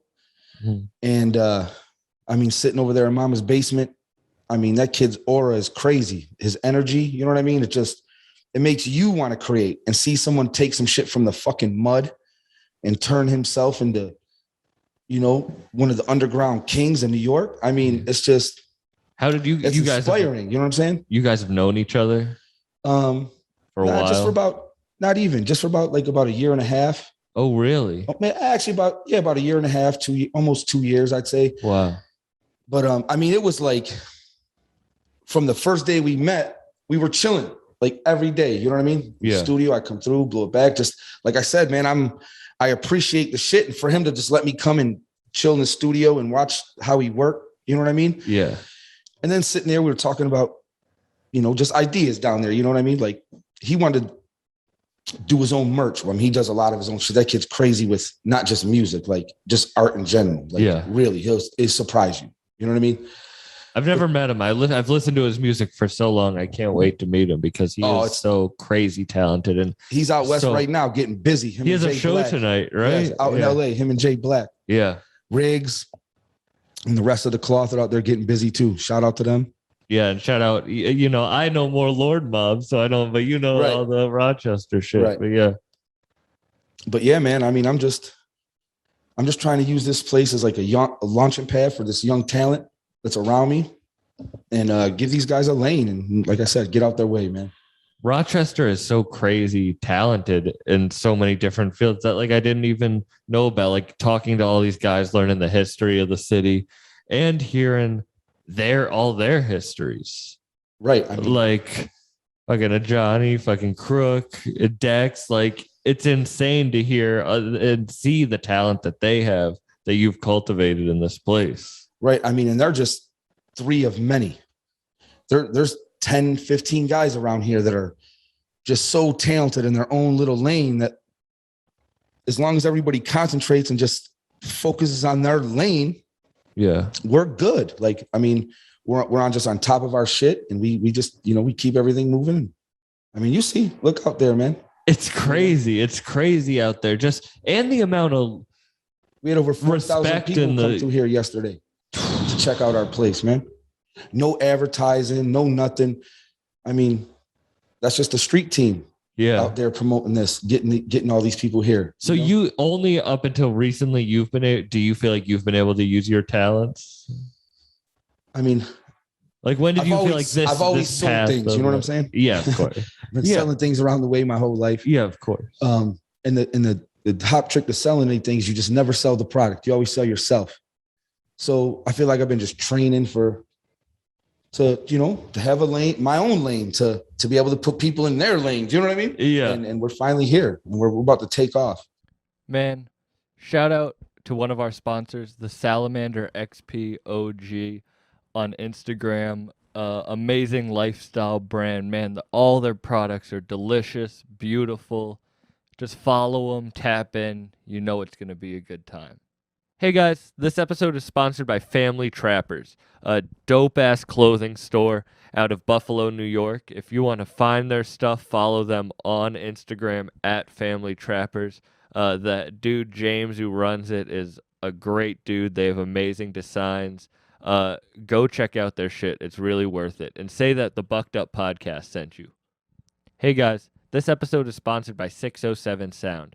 They're executive producing a new album called Integrated Affinity Volume 1, featuring artists from the 607 like Blicka Don Anthony Cannon, MBK Ritchie, and more, as well as artists you've seen on Bucked Up like Jay Skis, Brother Tom Sos, and Deuce Ellis. There's going to be a ton of others that I hope to get on the podcast, like Tony Boy, Gaines, Chill Ali, Camouflage Monk, and Origino. Keep up with 607 Sound through their website and socials, and stay tuned for the album released. Let's get back to the show. But I mean, going back to when you were like just starting out to now, I mean, it's insane that you have now. You said you weren't always able to use that special talent. Now you can. Like, when did that start coming around? Well, I mean, I've always noticed it, and it's always maybe a little something here and there, or maybe it did never benefit me at the time. I've always been able to use it. I've always been able to use the talent, but maybe not to benefit me, or like my immediate people around me. Maybe it was just like, oh man, I know a guy doing this, and oh shit, I know this other guy who can probably use your help, and I just plugged them in together. And I've always been that way. Yeah, networking is like just having. I want to have the people everywhere who are cool, that are doing what they want to do, and are like actually not like fuck offs who aren't doing, but if you're actually following what you want and you're disciplined and I want to know you. Like, you could pay a builder. I forget who said this, but you could like pay a builder like $1 million to build a house, and it'll push it back 2 years. Or you could be like best friends with that builder. It'll be half the price and you'll get it done. Like that. You just have to build the cool like connections with people. Like you hitting me up on Instagram. I had no idea what I was getting into when I came here, but I just knew, oh, you were so nice and welcoming. And when I came here with Shamil and Al for the first time, and I saw this place, I was like, oh shit, now there's like-minded people in Rochester too, a place I had never been before. Right, man. I mean, Did you grow up here? Yes. Born and raised. Ever live anywhere else? No. I mean, I've traveled the country. I've been all around, but no, Rochester's always been home. Is there a reason? Like, what about Rochester to you is special? I don't know, man. I just feel like we just have our own vibe. Like, I mean, every city's got their bullshit, but I mean, all in all, everybody here is just pretty, I don't know. They just want to see each other win. You know what I mean? Especially in the last couple of years, I just really noticed like a different, like a temperature in the air of just really like, people actually trying to just help somebody to help somebody. You know what I mean? Yeah. Especially in like, the music or doing the arts and whatnot. It's just it's been really nice to see from what it was. There's been nothing to do in Rochester for forever. It's been boring. What seriously. Do you think? Do you think it was just time, or what do you think changed that? Honestly, yeah. I mean, I couldn't tell you to be honest. Like, to me, it seems like all like a resurgence. Even like the whole upstate shit with just, I mean, like the Griselda boys, just or 38 Special. We were talking about, yeah. And everybody is just, you know what I mean? Class. Everybody's starting to just do their thing and bubble. And I think it's just giving people here a little bit, it's inspiring. Like, oh shit, you can actually do something from the town. You know what I mean? Yeah. Listen, man, if you live in upstate, people say, they say New York, and you should, there's a record company down the street. It is not like that here. Yeah. It is just not like that. We might as well live in wherever the fuck, not here. You know what I'm saying? No, I totally go. And it's almost worse living. It was almost worse living here, just for the fact of you almost get looked at like the little stepbrother upstate. You know what I mean? Mm-hmm. But I mean, that's obviously changed. And then and a lot goes out to, like I said, the boys from Griselda and Edo and you creating this right after pandemic. I think the Rochester, a lot of people here did a lot of shit like musically, but it did a lot over pandemic. And then when you come out strong, there's places who had resilience and pulled out, and places who didn't. Like in Mass, I feel like a lot of shit went south. Like it's not coming back stronger, it's coming back weaker. But here it feels like shit's coming back stronger. There's just an energy in the air of being here. Like, I don't even live here, Right. But there is like everyone, especially the people you pull in here, everyone is nice and like welcoming. Everyone says hi. It's like, oh, that is something different and special. Right. I mean, we had 4,000 people here yesterday. There was not an incident. I mean, I didn't even hear an argument. That's everyone was so fucking just like. I mean, from the customers to the vendors. Yeah. To, I mean, the people working here, this, you know what I mean? Everybody was just really cool. And, you know, I just, you know, shout out to Rochester for that. You know what I mean? Coming out and showing everybody that, you know, you can do something like this and have a place like this. And people from every color, doesn't matter if you were rich, poor, whatever, man. There was somebody from every type of walk of life here yesterday. Yeah. You know what I mean? Vibing out, getting along, meeting, talking. It was awesome. It was awesome to see. Do you have like a vision for the future of this place, or are you just letting it roll and seeing what happens? I mean, I have a loose vision. You know what I'm saying? I mean, it's basically like I said, I'm trying to, like, all these guys around. There's a couple other guys that, I mean, I hope you do get a chance to interview before. Yeah, you of leave. course. That, I mean, if they're here, I mean, I don't get me wrong. I love all these guys and I would love them to be here forever. But if they're here in a year or two, I mean, I feel like I haven't done my job. You know what I mean? Mm-hmm. Like, I'm supposed to put these guys where they're supposed to go so they can launch the hell up out of here, inspire the next guy to come down here and replace him and do the same thing. Yeah. For the next guy. You know what I mean? That's what I want to do. And then I want my daughters to be in here running this place, doing the same thing. You know what I mean? Like, yeah. Like, someone couldn't give me enough money to sell this place. You know it's what I mean? The idea of it. Yeah. And that's why it was successful in just this weekend, the opening weekend, or it's going to be, because it's not like, oh, I'm trying to make a ton of money from this place. Oh, I'm trying to get seen. It's like, no, you're trying to create creatives, right, and have people allow them to create. Like, look at the walls of the music that people are about to hear outside. Like, it's all creatives in a space that's welcoming. We just gave an entirely free day today.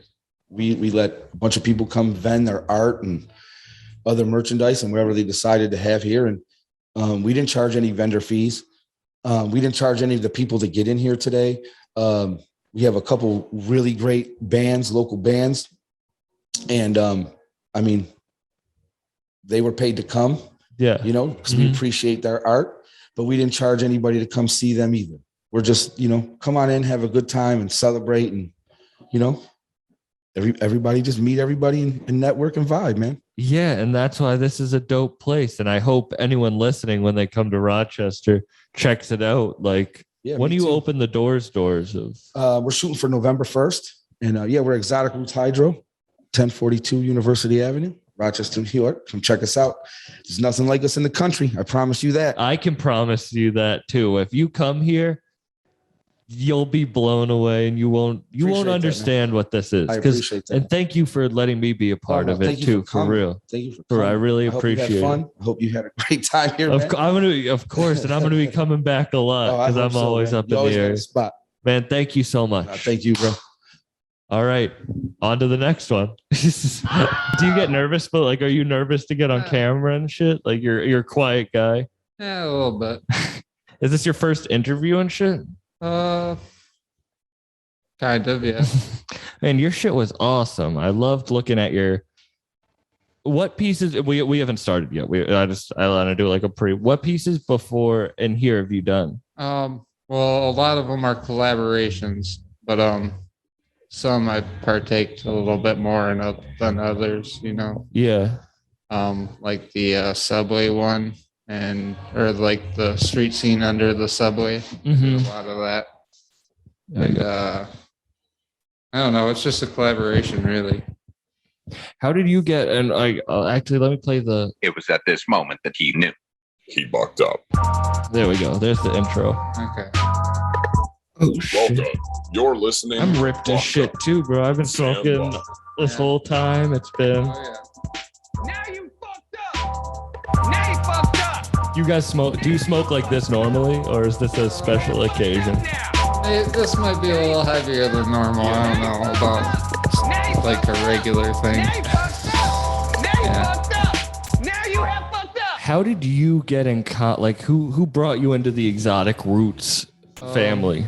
My buddy Crük.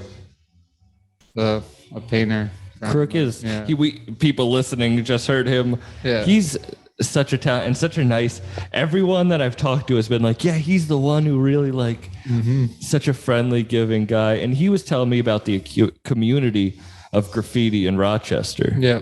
Were you a part of that beforehand? Yeah, a little bit, but I don't know. I do more legal stuff mainly, but I have done some illegal stuff in the past. So how long have you been doing it? When did you start graffitiing?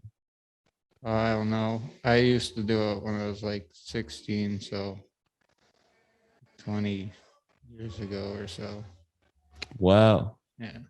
I didn't realize you were that old either. You look good for your age. Yeah.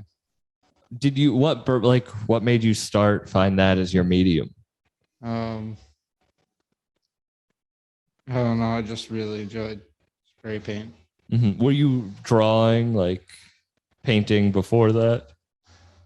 Yeah, I did a lot of like more towards fine arts with acrylics and stuff. Do you do any of that now? You were showing me some of your work, but do you do any of the fine art?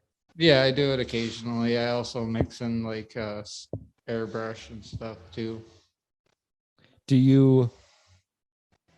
When you started, were you doing it graffiti? You said you were doing like the more illegal stuff then. Were you doing it out of like rebellious, or did you just enjoy the actual look of it? I just enjoyed the act more than anything.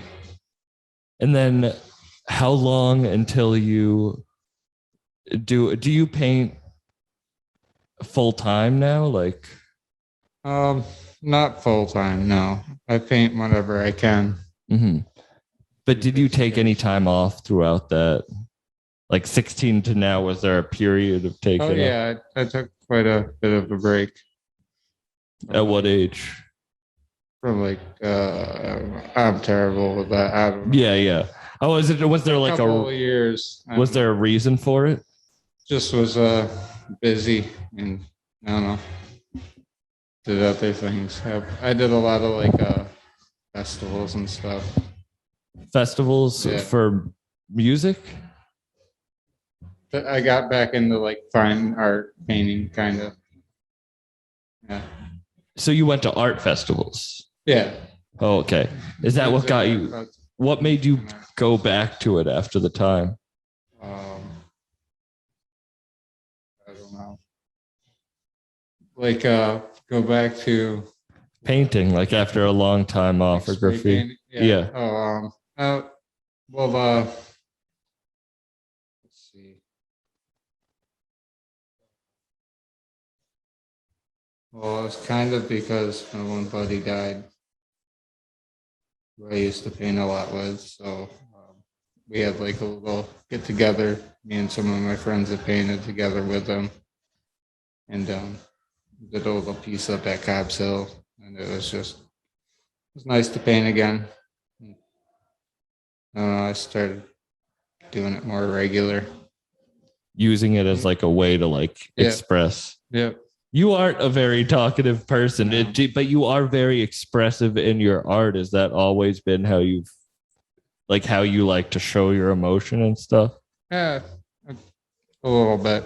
Yeah, I've just always had a thing for painting and drawing and stuff.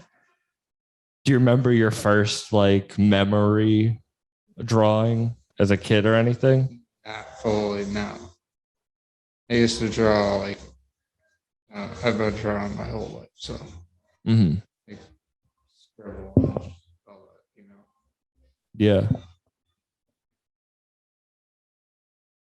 Do you mind talking into the mic? Sorry. Oh, my bad. No. Did your parents, were they supportive of your art growing up or no? Yeah, for the most part. Yeah. How about the graffitiing?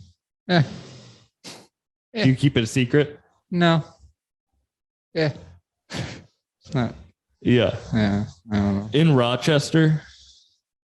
In Rochester, you were doing it? Yeah. Grew up here? Yeah. Yeah. Do you play any instruments? Not really, no. art. Do you have like when Crük brought you into here, how early on in the stages was that? I don't know, like into here. Yeah. Like were you here like from the beginning before any of the art was up? Um, there's a couple of little things up. And the subway you said you helped out with a lot. If if they come to Exotic Roots, Yeah. inside it looks like a subway car. Yeah. A car. What was the idea behind that? Well, I believe it was Mark's idea. But do you have any like creative vision that you directed in the space? A little bit, yeah. It was creative freedom, kind of. We were going on based off of a certain subway car that I can't remember the name of at the moment. Yeah. But yeah, we kept it pretty true to that, but also still did our own little embellishments. It's like the Teenage Mutant Ninja Turtles. So like everything That's around. my buddy True. He's I don't think you saw him. No, I don't think I did. No. He's real good. He did the teenage, but I mean the whole thing kind of reminds me of like under Subway, hideout. Yeah, it is like that. It's kind of like the underground thing. It's crazy what can be created in this. Like you were here yesterday? No, I wasn't here yesterday. I was busy. Had a lot of stuff to do. Did you like when you first joined this place? Did you know what it was going to be? Like what Not it turned? totally. I was told what it was going to be. I wasn't exactly sure, but did you believe it? I had faith, but like I mean, I don't know. It's crazy. It's like kind of mind blowing to have something like this in the community. It really is like a dream, not a fever dream, but like it's like who else could come? Like where else is this in the world? It's a one of a kind space. Yep. And yesterday was insane because like 4,000 people, 3,000 people. Yeah, I heard that. And I had never even been to Rochester. I had been to Rochester for 1 hour before stopping by to meet Mark, but I had never been here. And it's crazy the community that you guys have here too. Just like everyone's been so respectful and nice, and like the event is awesome. Getting high as shit. Definitely. Smoking more weed than I have, and like this one, I asked you, was this more than usual? Because it was more than usual for me, and I smoked a good amount. Yeah, I usually smoke quite a bit on the regular, but this, I don't know, I'd probably smoke like 7 joints, and I don't know how many blunts at this point. At least edibles like too. No, I didn't really do any edibles. That's too much to. How about mushrooms? No, not. Yeah. Have you ever? Oh yeah.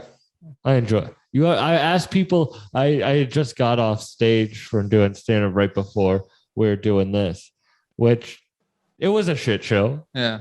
I mean, what else could you expect from doing comedy? Like for people standing up at a weed festival that in between bands that definitely don't want to hear comedy. You know what I mean? It was pretty good. Oh, thank you. But like usually it's different. But the weed they were I asked, who's done DMT? And that's had you ever done it? Yeah, I've done it before. Did you break through? I don't know. It was a pretty crazy experience for me. It was it was definitely bizarre. It wasn't as much as wasn't quite how people described it to me, but yeah, it was an experience. It's really hard to actually describe it. And the longer it goes away from, the harder it is to like remember exactly. Yeah. Did your art change after it? Maybe a little bit. How about after mushrooms? Does that affect your art? Do you like to like draw when you're tripping, or? I used to do that. I don't really do too much psychedelics anymore. I mean, I occasionally, but And it would have helped your art. Yeah, it would definitely keep me in the creative mindset. Just like the I don't know, the willingness to just try, just go for it. Yeah, it feels like when you were a kid, you almost just were like willing to try anything. And mushrooms gives you that like childlike wonder of like, I don't care what's going to happen. I'm just going to do it, like not hold back. Yeah. That's why some people do the like micro dosing a small amount every day. But I would feel like that would give me anxiety because I do get a little bit anxious when I'm on mushrooms. I've tried that. It was pretty nice. Just very, very little bit.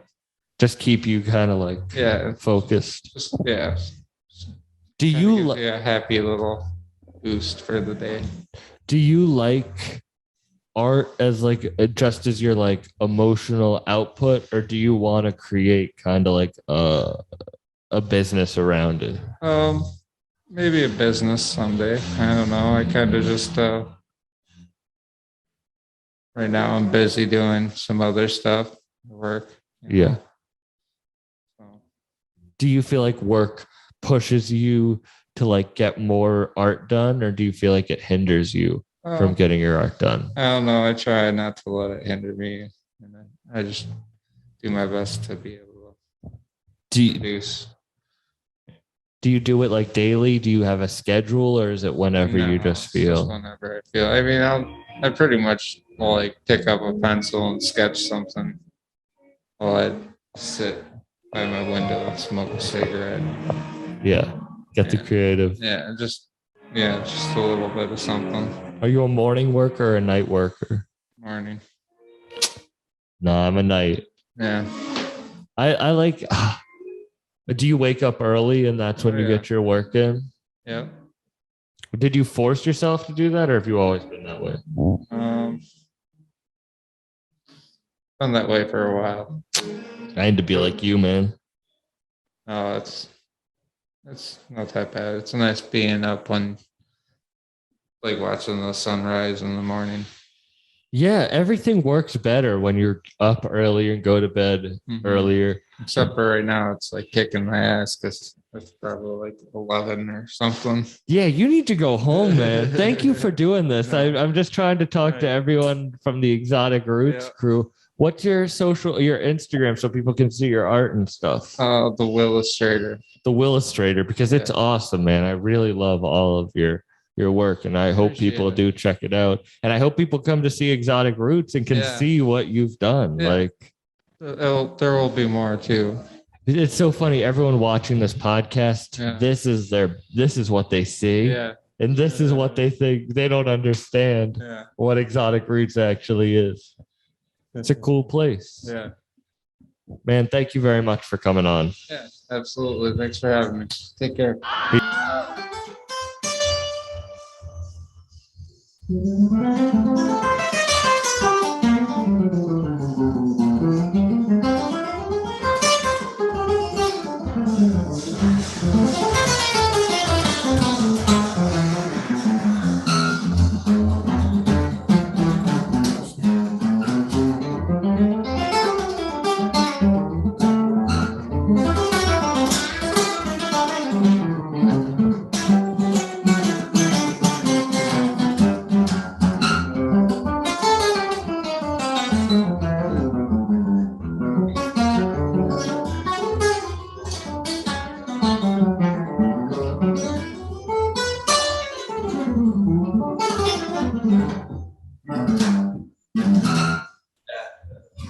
Damn, man. I'm just fucking vibing. For real. Yeah, man. Wait, do you want to talk into the microphone now? Yeah, sure. Awesome. Yeah, we got some footage.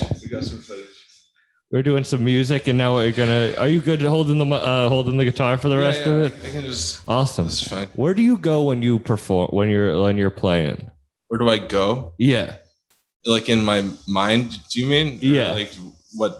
Yeah. Like where do you go? Sometimes I literally will just zone out. Like I mean that's not preferable. Like it's important. But talking closer to it's important to like play what you hear in your mind and not just be on autopilot. but it does happen that like I will just kind of zone out and like think about literally anything. But have you ever heard like that you're 3 seconds in advance from wherever your mind's at when you're in the flow state? 3 seconds in advance? Yeah. That's an interesting concept. It's an interesting concept. I feel that like, because you can't possibly think about what you're doing plus be doing it at the same time. You have to kind of it's an intuitive like crosshair between like, I say crosshair, I don't know, like an intersection between your intellect and your feeling intelligence. Yeah. And that's what like is what improvisation is, and its best is because and it's like telepathic. Because you're ready for that moment. Yeah. Because no one's gonna just pick up a guitar and do what you did. But also I appreciate that. I brought this guitar. As you can see, look at this. This guitar has seen better days. It's got a brace on the headstock because it was decapitated twice. So this guitar is not this. No. I literally found it in my bag like that once. I was like, what the fuck? Like, did I bump into something? Like, I have no idea. So anyway, it's in a brace now. And so as a result, the strings aren't angled properly, I guess, into the nut. So like they're popping out all the time. And I play really aggressively too. So it might not be the best night. I could do a little bit, but like as you can see, like the strings kept popping out and shit. Yeah. Well, you were playing before that, before we were recording, you were singing and you go like you perform like that, like you would in front of a full audience, just with me right here. So that's why I start out asking you, like, where do you go? Because where do I go?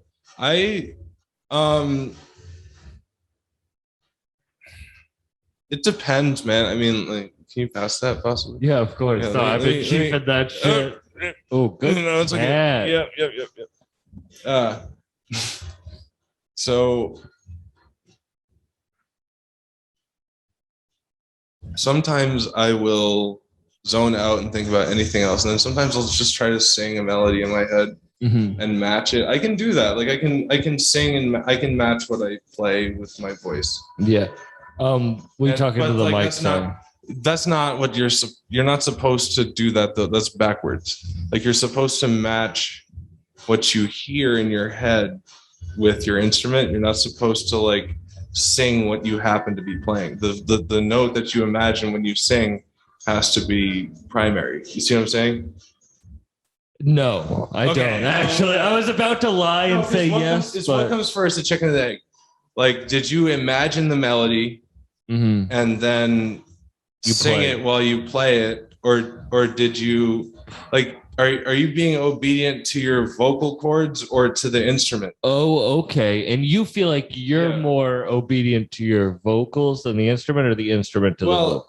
It's an exercise to detach from, you know what I mean? Like, I will sometimes do that. Well, what do you feel like your primary is? My primary is like, do you feel concept? It's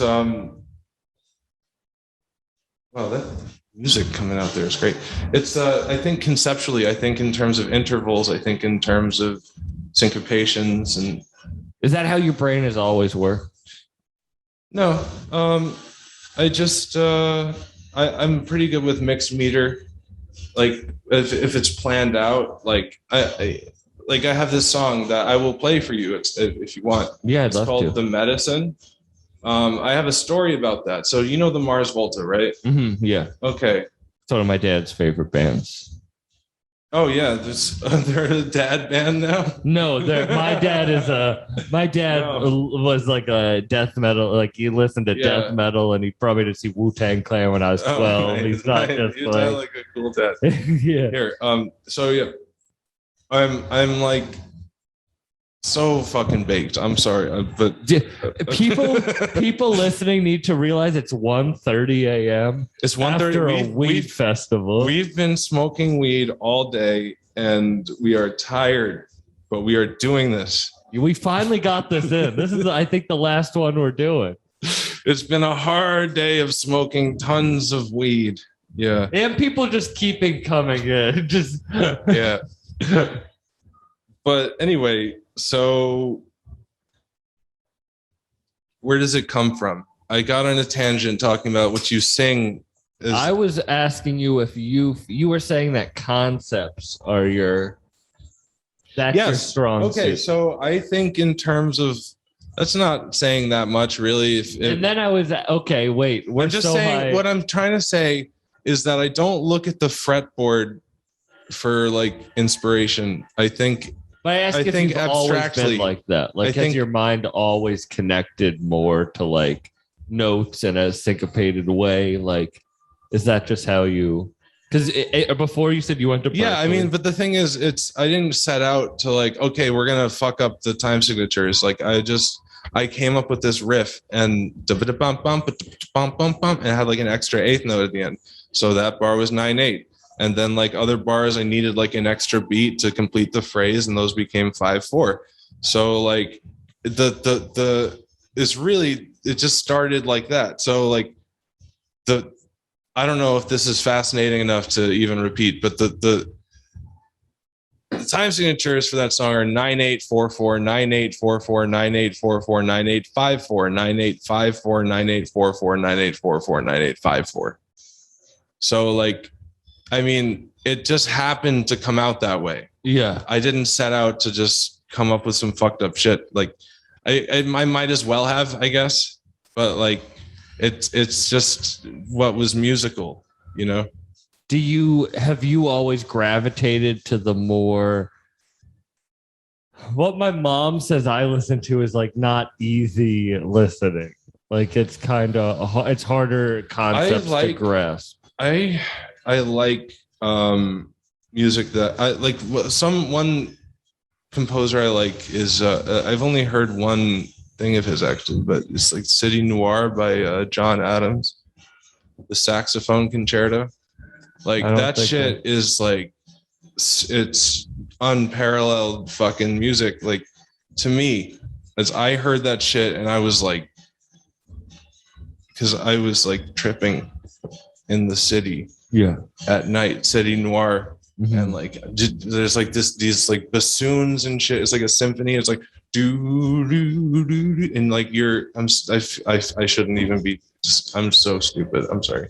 No, but you. I can't describe it. I can't describe it. I'm like trying to like capture an aesthetic, and I can't get it across. No, but I hear what you're saying, especially because you also love it so much, right? Yeah, like, man. I'm enthused about it, but I'm like an idiot because I'm so stoned.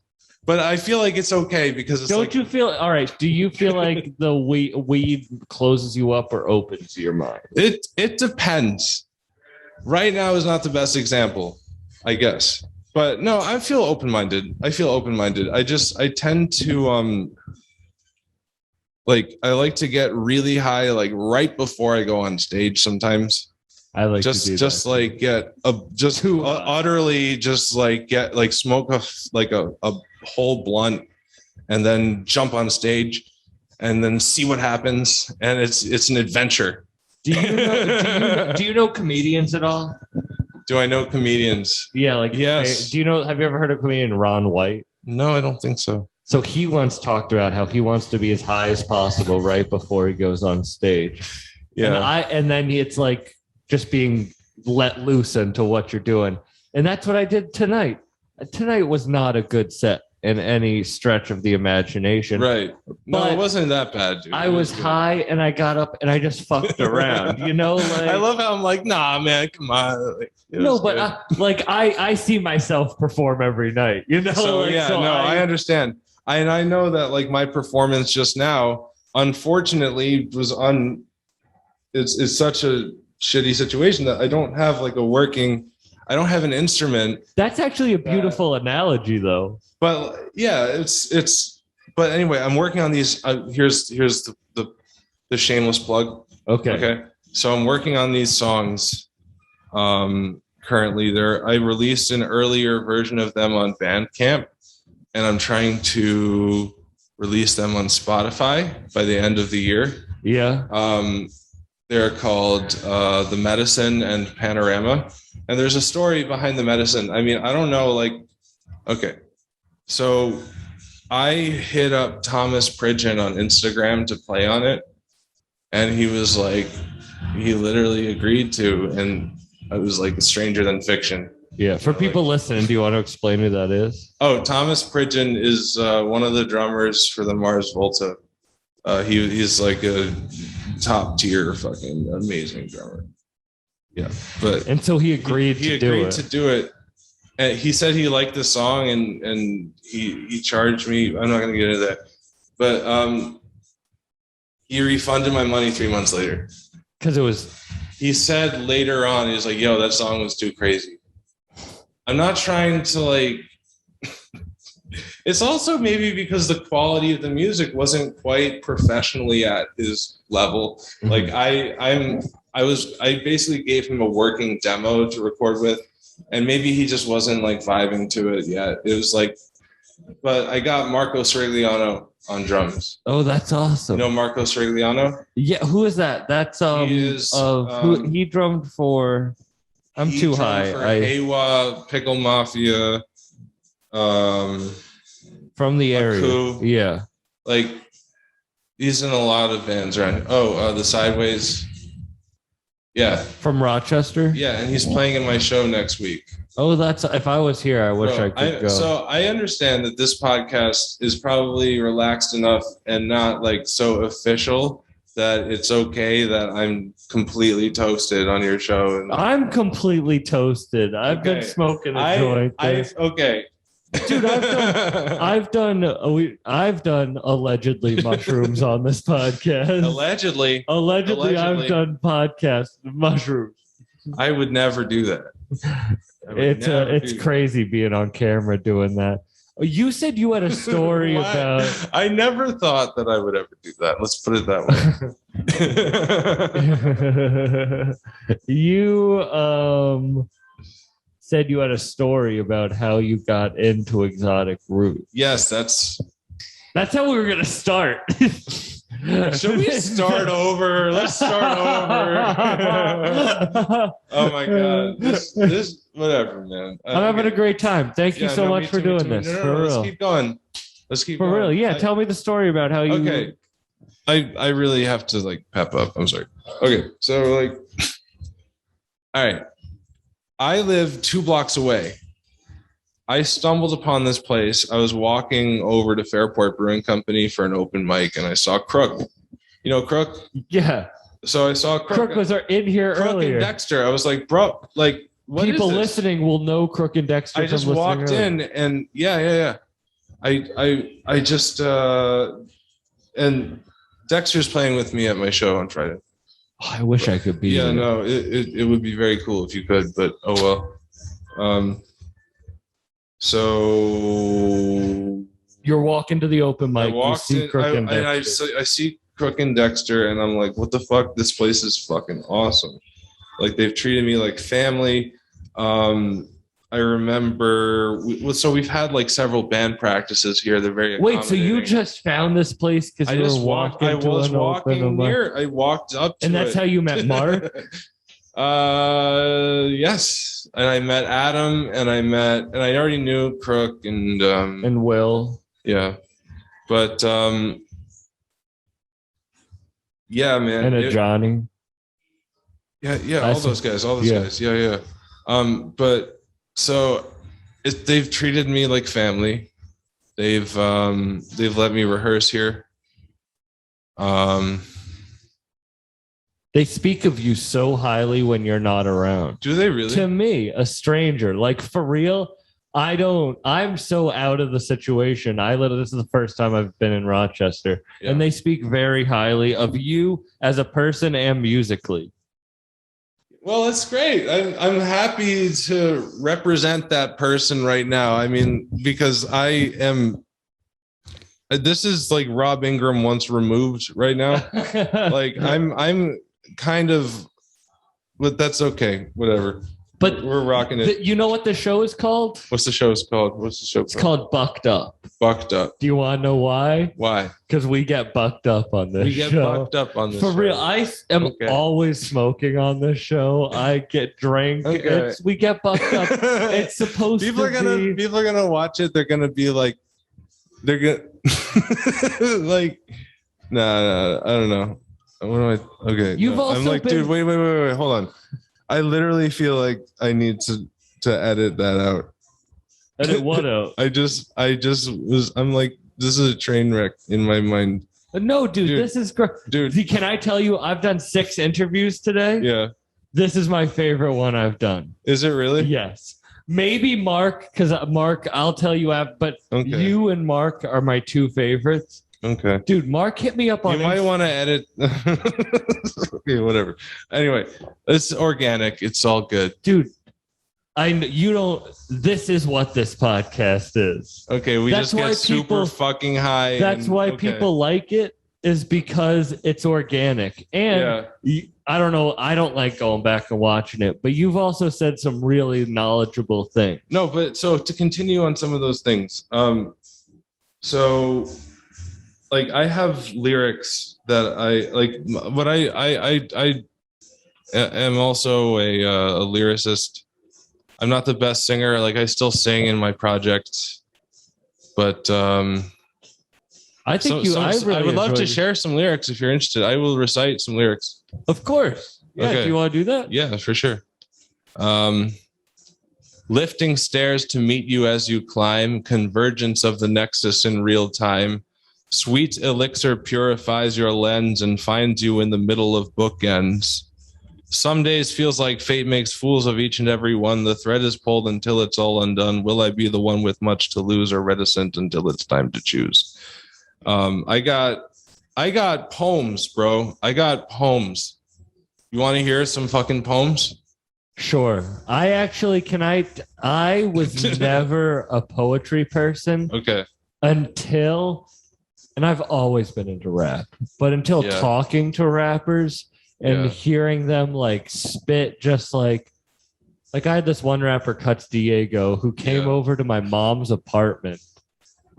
Fucking came over to my mom's apartment. We did the podcast and he rapped his entire album for me while we smoked weed on her porch. Nice. And it was like, just that was like poet, like it gave me a real appreciation. So yes, I do want to hear your poem. Okay. I will share a little bit. I found a blunt upon the seat. I stole a glance to be discreet. I did not hesitate to snatch. I pursed my lips and lit my match. I found a blunt upon the bench, and judging by its savory stench, it pleaded with me to be smoked. Obliged, I stowed it in my cloak. What's that one called? I don't know. I just made it up. I found a blunt upon the seat, so I made a poem. A blunt upon the seat. A blunt upon the seat. I have one from when I was living in Boston that maybe connects to you. All right. I went to Park Street just to look. I met a man whose hand I shook. He skimped me on my weekly regs, and now I suffer with my dregs. I like that a lot. Are you okay? Are you hard on your work? Am I hard on my work? I'm a little bit perfectionist. Like going back and listening to stuff that you've put out? Are you hard on that? I do that. I listen to my shit a lot, and I'm constantly I'd say 50% of the time, I'm like really interested in the details and trying to tweak things, and then 50% of the time, I'm just like enjoying the fact that I've created something. I think everybody should do that, right? Yeah. You should enjoy what you create. You should totally, it totally sometimes will become my entire world. Like I will walk around the house with it in my headphones or on the Bluetooth. I'll be in the bathroom. I'll be brushing my teeth. I rarely,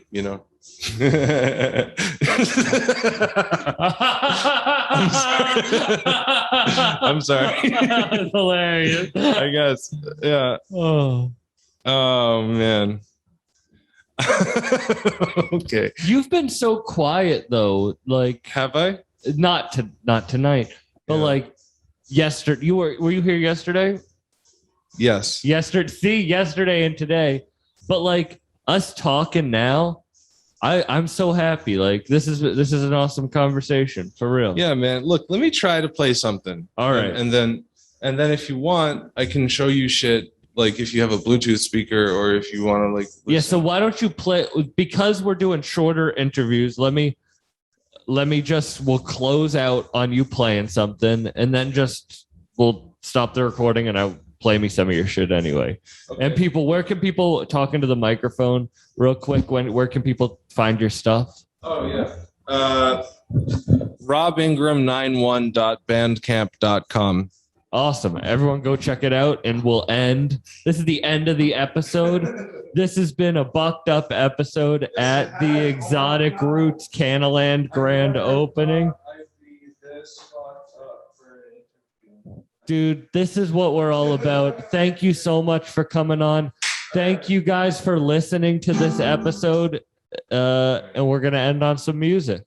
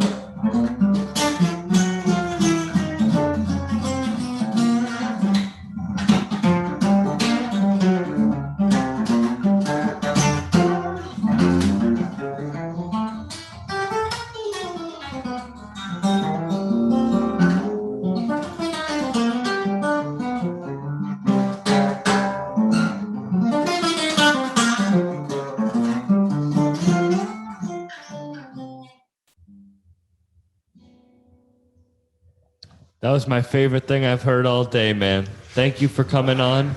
This has been Bucked Up. Yeah, man, for sure. How did you get involved with fucking Exotic Roots? Crük. Honestly, everyone's answer has been Crük is like the shepherd that brought all of us here.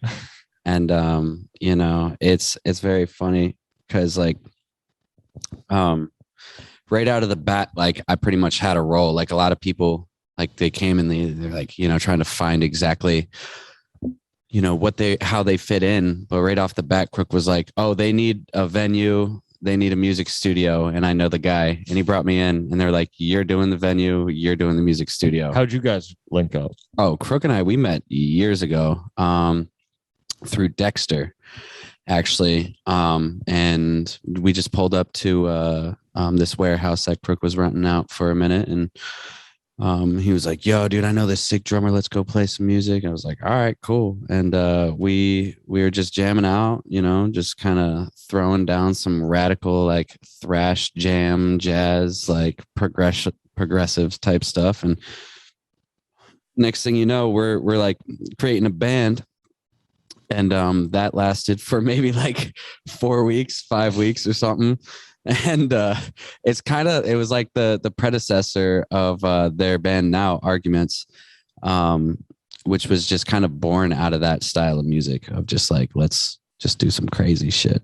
I can't imagine trying to keep a band together. It's crazy. It's like being in a relationship with like 3-4 other dudes, and if you're lucky enough, you'll have a band with some girls, and it's like, all right, cool. Like there's like some, there's like some balance in there, but I mean, you get 4 dudes in a room all trying to agree on a chord progression. Like it just doesn't work.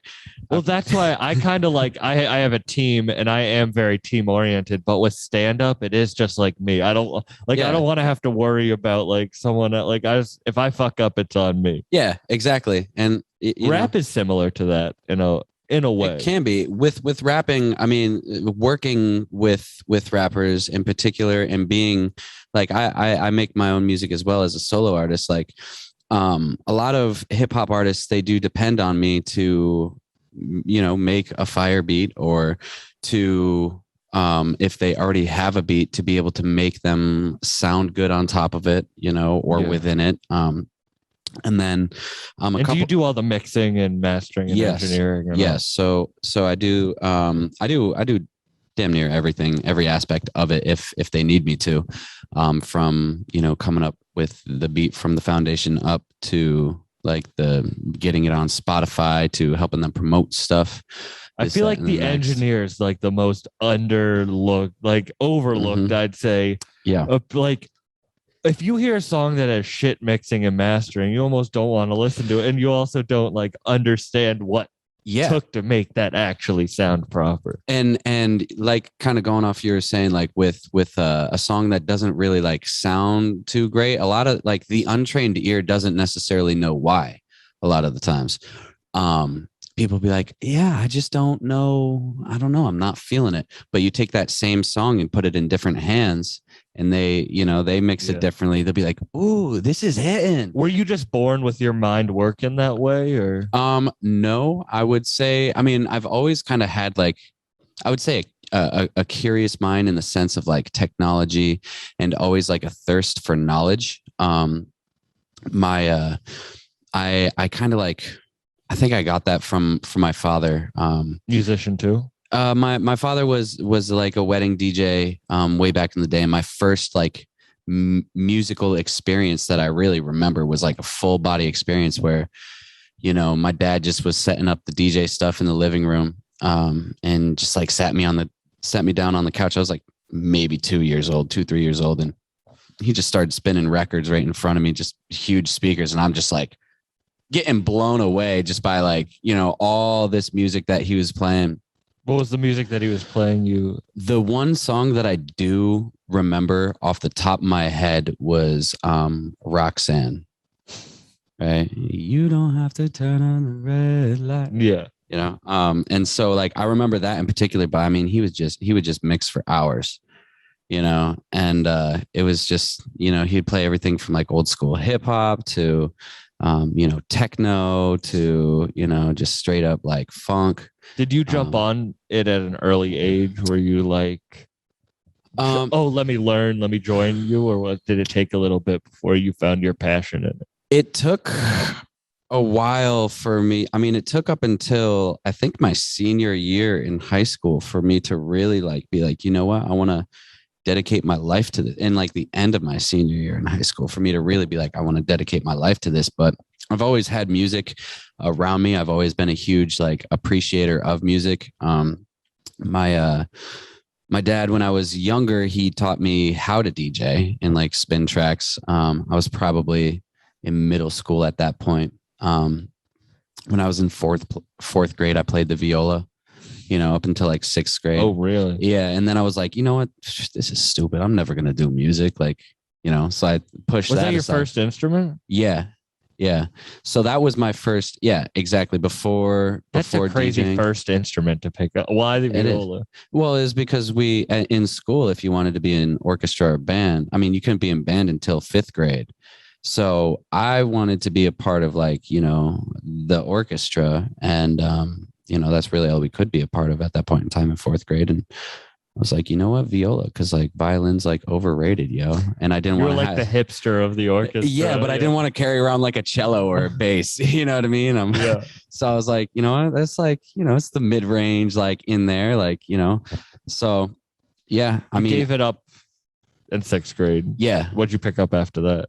Nothing. Like DJing. Oh, you know what I mean? I was like, DJing. I was like, yo, like dubstep. That's like when the dubstep wave started coming through. I remember that wave.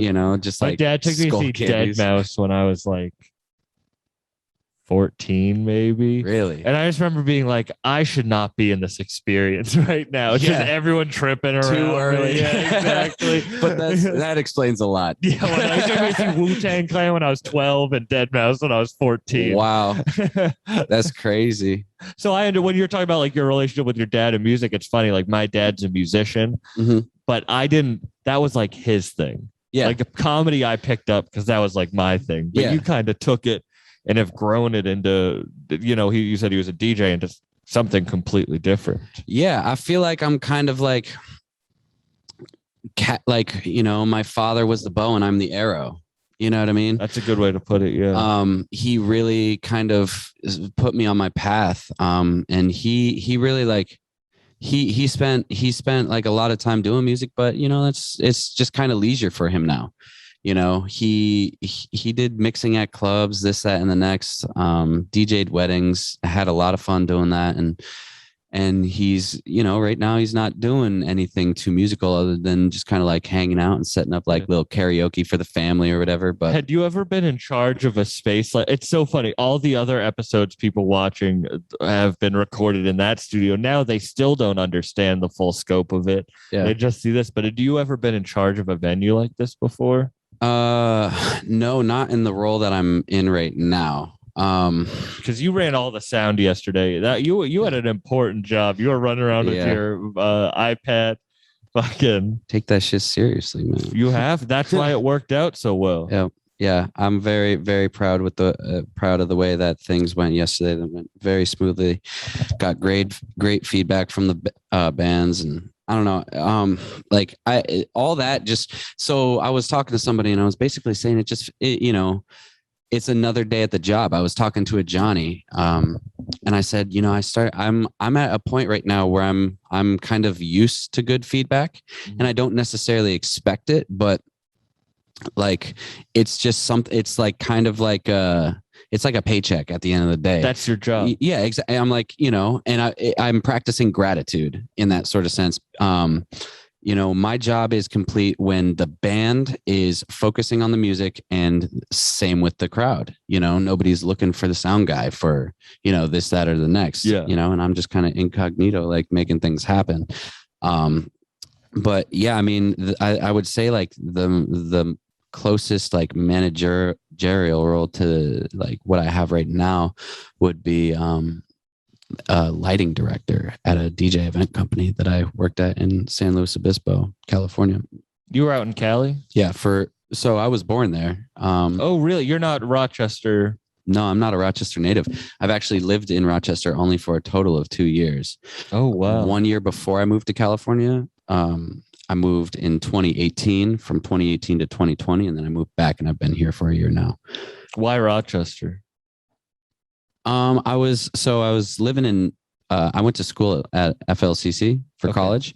And the whole music story is kind of crazy because, I got into guitar in my junior year of high school, through like psychedelics and shit. I was like, yeah, you were doing psychedelics in high school. Yeah. I didn't do anything until 18, and then it was really, yeah. So it was one of my buddies like put me on to just like some really good shit. I was like, whoa, like cracked my mind open, really kind of put me into a creative mode, like creative hyperdrive, and was just like kind of exploring music throughout from junior to senior year. And my senior year, me and my buddies, we'd always like run down to my homie's basement. He had all the music set up. We'd just run down there and jam. And I was the only person to like run down the stairs, run to the computer, like grab a microphone, hang it from the ceiling, and just like capture it.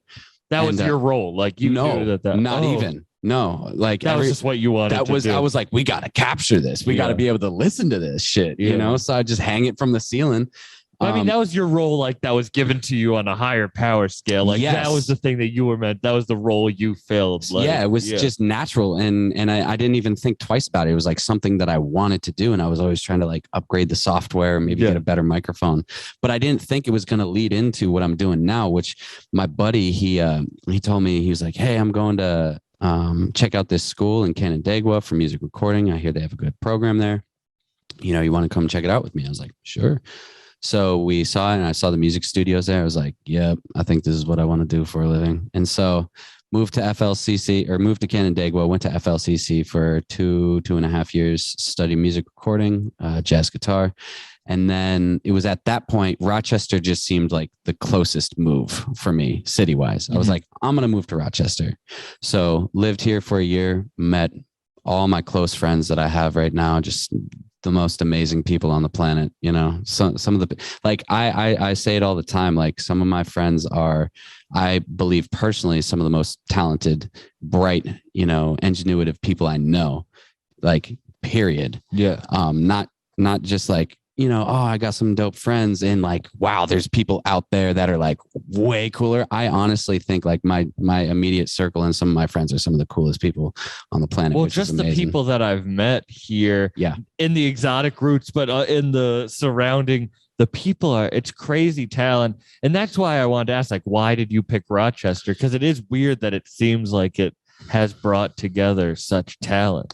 Honestly, I feel like Rochester picked me in a sense. Like I decided to move here, but it just worked out. Yeah. I mean, like just meeting people, and like I feel like at first I was like, man, like I want to like rep this city, but like I'm not like from here. Yeah. You know, and I just felt this vibe of like the city's like, nah, get in here, bro. Like you're one of us now. Yeah. And so like it really was just like a very engulfing feeling, so much to the point that I only lived here for a year, moved to California.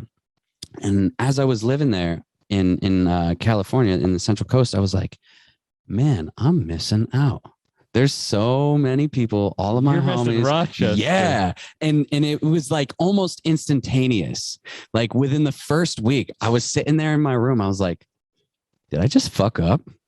You know, really, I was like, huh. Why'd you move? Because honestly, I thought it was the move. I was like, you know what? I'm gonna move out there, move to LA, and you know, I'm gonna find some dope shit and you know, blow up, you know, within that community. And I got there, and I'm like, people just don't collaborate like they do here, and it's so sparse. I mean, when you think about it, the East Coast in general, like just within 3 hours, you got Buffalo, Toronto, Rochester, Syracuse, and then you drive another 3 hours, you got Albany, and that's just like damn near in like New York, Canada area. It's a 6.5 hour drive to Boston and New York City. Like I come out here, it's not bad at all. That's what I'm saying. 6 hours, you know, you drive 4 hours just to get you drive 6-7 hours just to get from San Francisco to LA. And there's like not really many big cities in between. Yeah, no. You know, but 3 to 5 hours, you can hit 6-7 different cities around here and really it's wild. Make an impact. It's you cool. know? It's weird because this area, Buffalo, is where I originally came from. Mark just hit me up on Instagram because he knew the podcast from rap stuff. He was like, hey man, I know Ito, if you ever want to get an interview with him, because I interview a lot of like Lord Mob members and a lot of that.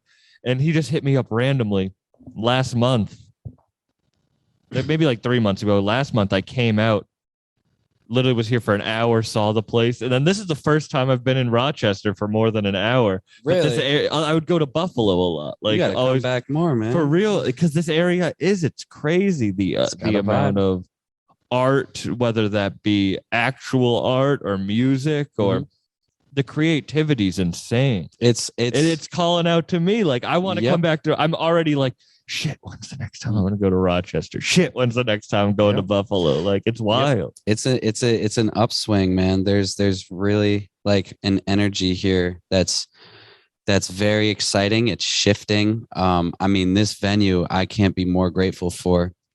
You know, and just the people here, we all work our asses off and we make shit happen quick. Yeah, I was here a month ago and there was shit hanging from the ceiling. The stage was over here. Like, yep. Like, dude, like the walls get like repainted every day. Like Mark was looking at this. He's like, all right, this is cool. Let's do space theme.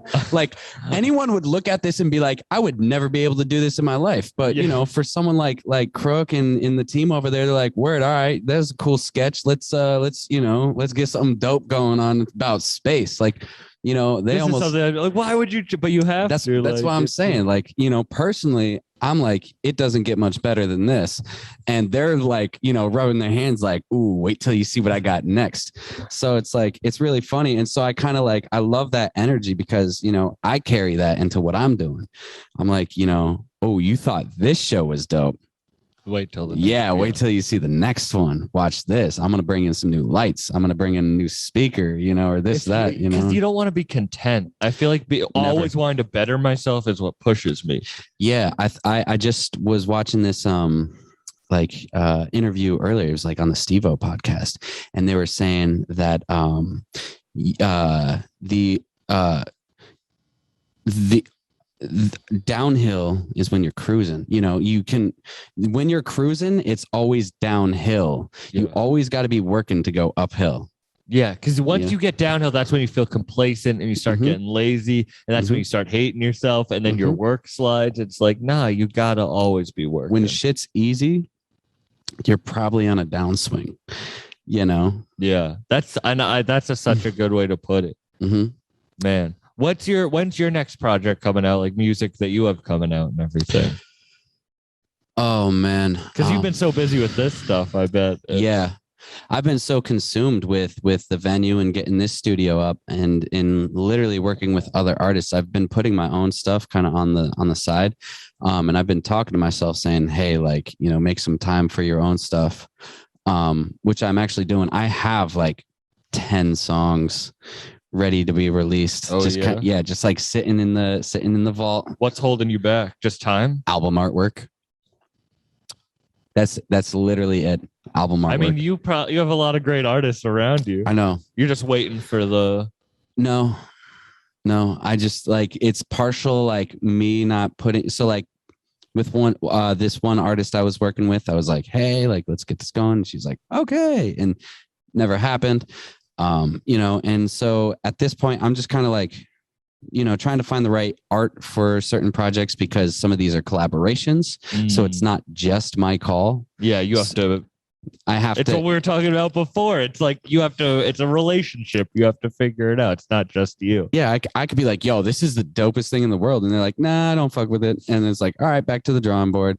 And then that, you know, then it just goes on into a whole new like cycle of just revisions, this and the next. And sometimes it has to be recreated. So really, honestly, I don't know when the next personal project of mine is going to be released. I have a lot of work that I've been working on together with one of my homies, Noah, no offense. And we have like 5 songs together that he's going to be releasing sometime, maybe early next year. And I'm very, very happy with a lot of these songs. I'm going to have to check it out. I can't wait to hear, because I haven't really heard, I can't wait to hear your rap production too, because I haven't heard any of that either. Yeah.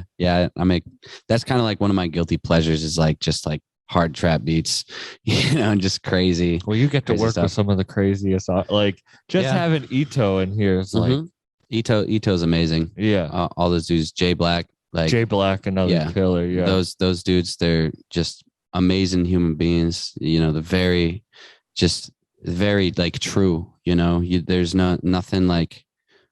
nothing just like strange or funny about these guys. They're just like, you know, so real, and I love that about them. And like, real artists. Oh yeah.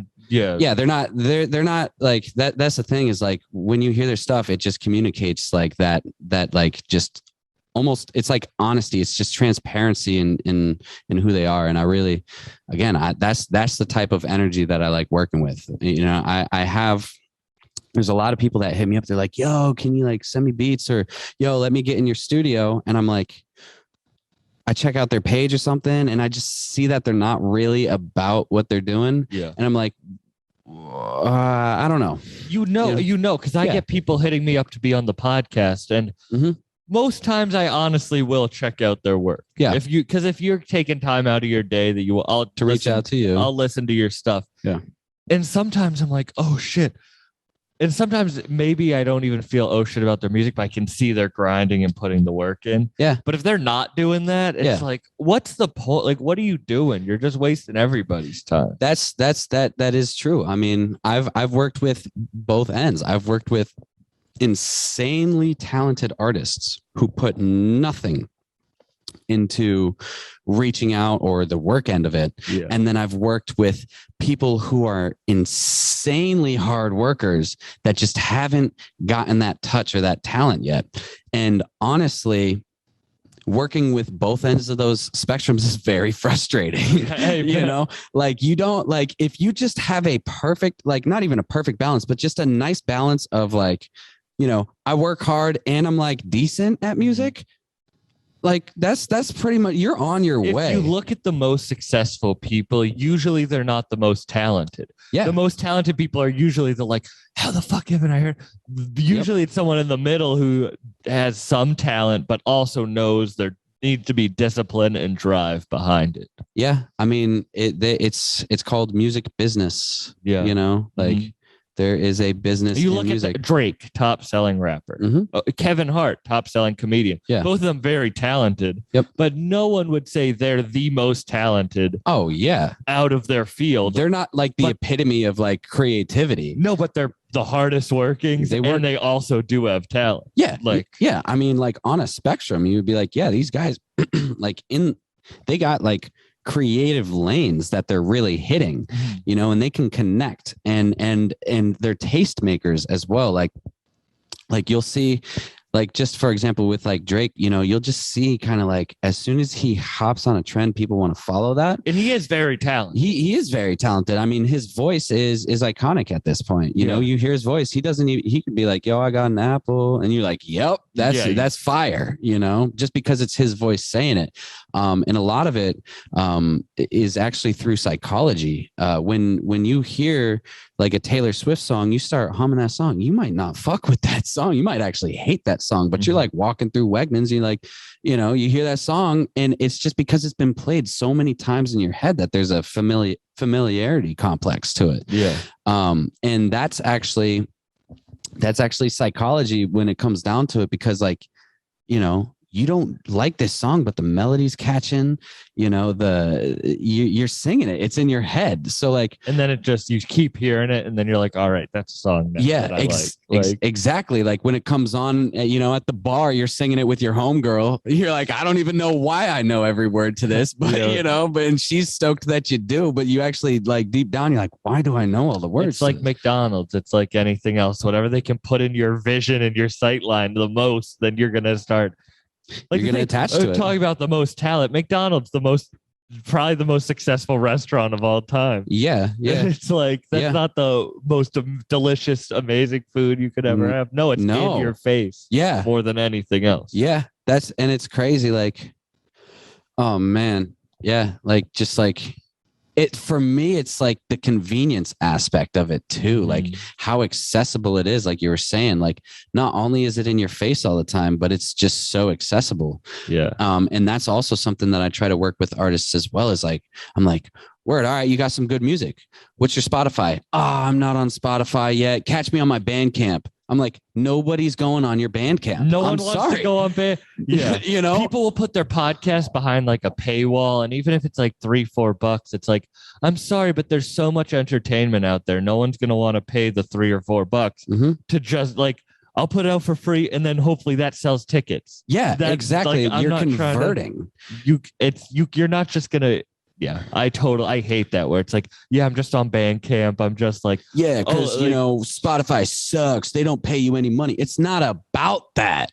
It's about exposure. When somebody looks you up, you want them to find you. Yeah. And nobody has Bandcamp, you know, download. Do you have Bandcamp on your phone? I don't even have SoundCloud downloaded on my phone. Yeah, I had to re-download that for a friend's album, and then I deleted it. You know, like your homie hits you up, yo, listen to my shit. Word, you're gonna go to Spotify or Apple Music, whatever you do. Those are the first, or YouTube, maybe. Yeah. Those are the first 3 that you're gonna pop on. Nobody's gonna be like, word, all right, yeah, I'll catch it on Bandcamp first. Like they're looking for that, and if they can't find that, you're lucky if they even go. You know, the extra steps to go and find you. No big artists are doing that. No, like, and I get the money making aspect. But that's not how you can make money other ways. Yeah, exactly. And you know, as a musician, like, you got to be creative with the way you're making your money. Like sell tickets. Your music itself is now, it's not the product, it's what the product is. Your show, the product is your brand, your merchandise. Yeah. You know what I mean? That's where you're going to make a killing. You sell 25, check it out. So on my Spotify, I don't know, maybe a total of like to 10,000 listens total. That's through all of my songs, maybe 10,000. I think like year to date, like total money I've made off of it, $15, $16, right? That's just listens. That's nothing. You sell one t-shirt, you make more than that. Yeah. But people are like, you should support me on Spotify, blah. It's like, no. Get them to listen to your music. That's the flyer you're passing around. Yeah. Here, take this. Listen to this. But come to my show and buy my merch. Come to my show and pay that $15 ticket. That now you're walking out with some money. If you really need to make money as a musician, you shouldn't be getting mad at people not listening to your stuff. No, you're not going to make money from the. And hate isn't the way to promote it too. Yeah, I don't make money from this. I just hope that people like this. Like, oh, let me go see him, or like, oh, I want to fucking buy something that he does, or I want to throw these festivals that people go to. It fucking I'm Word not of going to mouth, be too. making money off of listens. Like, Sam, I met you yesterday. yeah, You know what I'm saying? And now somebody's like, yo, like, I'm trying to be on a podcast or something. I'm shooting your name out first off the top. It's you know what I'm saying? Like, Kanye in this interview. I was talking about this yesterday. you interviewed Kanye? No, I didn't Oh, interview okay. Kanye. That would be crazy. I wouldn't be using a webcam if I Yeah. interviewed Kanye. I would be making money. Yeah. No, he was in an interview said this thing where it was like, and I was funny. I was talking about it last night where it was like, you could pay a builder $2 million to build your house and it could take 2 years. Yeah. Or you could be friends with a builder and it would cost half that and take 6 months. It's like, it's not about what you have. It's about like the network of cool people you create around you. That's why this place is the dream team, man. That's why The exotic roots literally is the X-Men. It's, the Teenage Mutant Turtles. It's like, dude, it's the A-team. Like, we're all out here just banging shit out. We're all like very much set in our lanes. I don't try to cross over into any other stuff. I ask if I can help. Do you need my help with anything? Like, Crük's painting a banner. Can I hold that corner for you real quick? Or, we all help out. Dexter's trying to help me with the stage yesterday. Of course, just grab some, this, that, and the next, But when it comes down to it, we're all very, very much in our lane. And that's what I think is amazing about this is we're very focused and there's a very broad spectrum of talent and like some of it overlaps a little bit, but we're all very, very much specialists in what we do. And that's why I think, this whole thing is a culmination of, just artists in success. That's why I feel like I have a really good feeling about this company and this thing as a whole is because everybody just has their own specific thing that they're really good at. That's really all they want to work on anyways, and it's just, we have the opportunity to just, pedal to the metal in that lane. And it's amazing, man. This place is amazing. And if you're in Rochester, definitely check out Exotic Roots. Like, without a doubt. And what's your Instagram? So my Instagram, artist page would be Aclav Vibes. That's ECLAT VIBES. And yeah, that's pretty much where I'm most active at. Man, thank you so much for being on. Sam. Absolutely. This has been fucked up. Fucked up, baby.